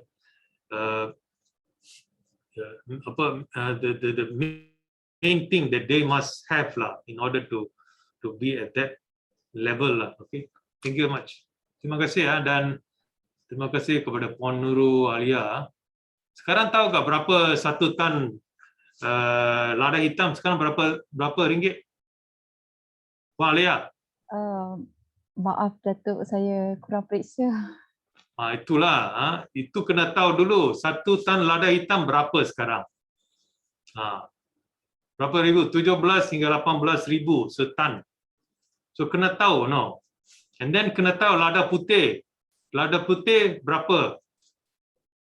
Berapa ringgit? Tahu? Tak tahu kan? But they talking about global market downstream players. Lada putih is 28,000 tons. 28,000 ringgit per ton, you know. So you must have that kind of information, you know. And then you know, so the knowledge about these prices, the market, how is this product is being moved in the international front. Is there any futures that move, which is a well-known future market for this what do you call that product, commodity? Kena tahu lah. Then you have to link up how the downstream players, you know, how they can become, because we don't have enough supply, you see. So sometimes we need to mix with some of the Vietnam pepper, Brazil pepper, you know. It's about, actually, whatever it is about competitiveness in terms of cost lah. You know? People would rather go to the low producing countries. So are we in the low cost producing countries? So how do you want to become a global a player in the global market, meaning against all these, how do you call it? They call it headwind lah, headwind ni. Faktor-faktor yang banyak yang memberi cabaran lah. Okay, thank you very much. Terima kasih Yang Bagi Datuk. Terima kasih kepada Puan Nurul Alia. Hadirin sekalian, majlis diteruskan lagi dengan menjemput Yang Bahagia Datuk Ravi Mutaya, KSU KPPK, untuk menyampaikan ulasan keseluruhan pembentangan pada hari ini. Dengan hormatnya dipersilakan Yang Berbahagia Datuk. Okey ya, saya ucapkan terima kasihlah kepada semua peserta DPA kita yang telah berjaya lah, at least mengetahuilah sedikit sebanyak komoditi-komoditi di Kementerian MPIC ini ya. Jadi so dalam masa yang singkat dah mula belajarlah mengenai komoditi kita. Tapi seperti mana yang saya katakan tadi, it is not a straightforward game lah. It's a more complicated game when it comes to commodity because we want to export to another country. So there's a lot of things to think about. When you approach, it's because, like for example, we are one of the biggest contributor to export. So there's a lot of issues that we need to understand. It is not a straightforward, it's about price or is it about quality. Sometimes it's more than that. The political play behind it. So the political agenda behind it. How when it comes to marketing, there are a lot of ways of they will discriminate our products. Jadi and then sebagai kita ni sebagai penjawat awam ni, kita kena mengadakan close rapport or networking with our industry players so that we can get feedback from the ground, and those are the information that normally you don't get on books. So baru kita dapat satu feel of that industry. And then we need to move in a way. For example, kita bukan saja social media, tetapi kita juga gunakan lobbies. Lobbies tahu kan? Lobbies what do you call boleh? Pelobi lah. Pelobi ini untuk membantu kita menembusi sesuatu pasaran atau menghadapi sesuatu tindakan. Jadi ini melibatkan intervensi melalui government to government and things like that. And then of course and also we also must depart from the thinking that see the fact that we are depending too much on the foreign labor, it just shows that we need to move to a different value chain where people want to be there. This is a value chain where people do not want to be there, but we are becoming quite dependent on foreign workers. That means we're dependent on foreign worker. That means our economic resources will be focused on low value addition punya part of the activity. Jadi kita kena tahu macam mana kita nak letak sumber kita tu, sama ada di upstream ke, downstream ke, atau di sepanjang rantai itu kita nak letak. But to do that, we must be based on careful study lah, because all this will change the industry structure ni. So as we develop, our industry structure must change. We need to change because why? We don't have that kind of a manpower anymore. So we need to put the manpower in activities that can generate a higher return to the country lah. So tidak ada negara maju yang mana kalau dia terlibat dalam sektor pertanian pun dia adalah pada skala yang besar. It's more on commercial, not on based on small holding, small estate, small, tak boleh. Benda tu tak menjadilah. Jadi saya rasa at least I'm happy that I can see that DPA candidates are able to converse and present in English. So you should continue. I would like to encourage you to continue presenting in English. Kita dah belajar English ni dari kindergarten lagi tau. Kindergarten, SPM lah, universiti lagi lah, semua bahasa Inggeris. Jadi jangan malu nak bertutur dalam bahasa Inggeris.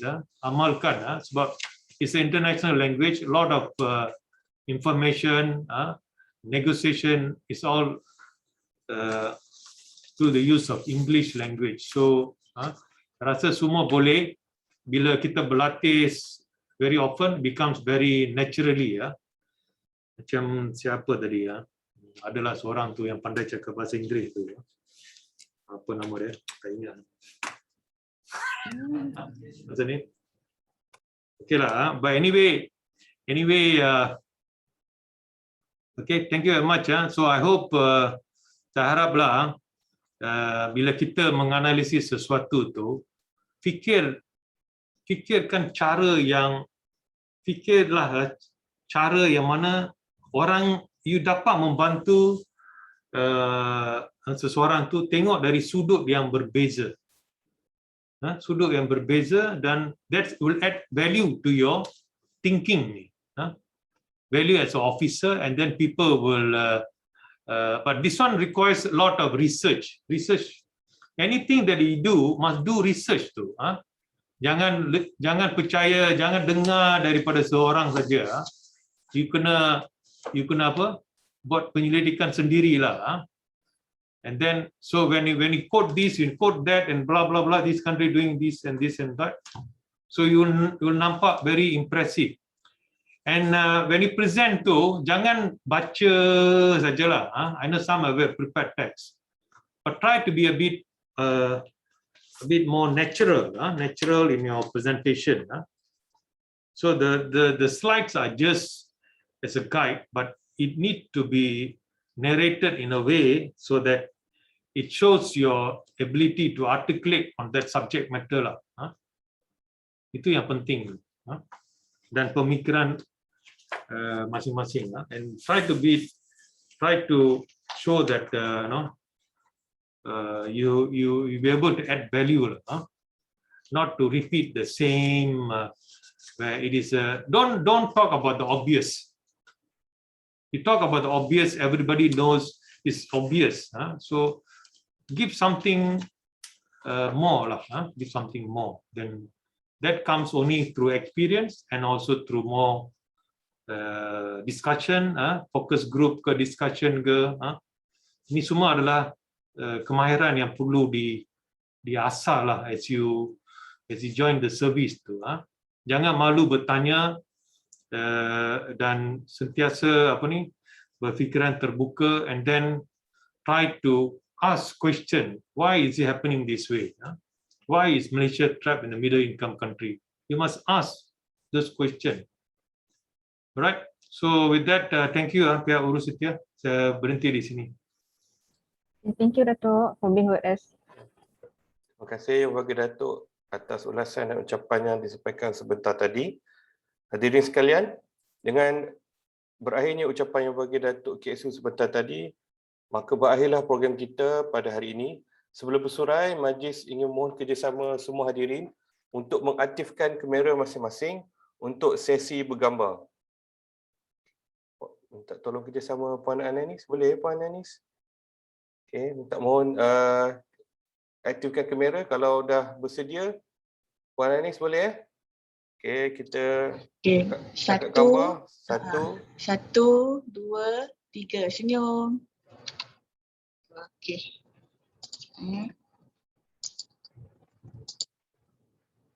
Okey, dapat dah. Dapat semua Puan Ananis? Okay. Thank you very much. Thank you. Okay, terima kasih. Di kesempatan ini, saya mewakili pihak urus setia ingin mohon maaf atas barang kekurangan di pihak kami sepanjang program berlangsung. Saya juga ingin mengucapkan ribuan terima kasih kepada yang berbagi Datuk. It's more we need to engage Sarawak. Yang sudi mendengar semua pembincangan yang diadakan secara maya pada hari ini. Sebelum bersurai, majlis mohon kerjasama semua hadirin untuk mengisi borang kajian penilaian khusus yang boleh diakses melalui QR code seperti yang tertera. Sekian, terima kasih. Wassalamualaikum warahmatullahi wabarakatuh.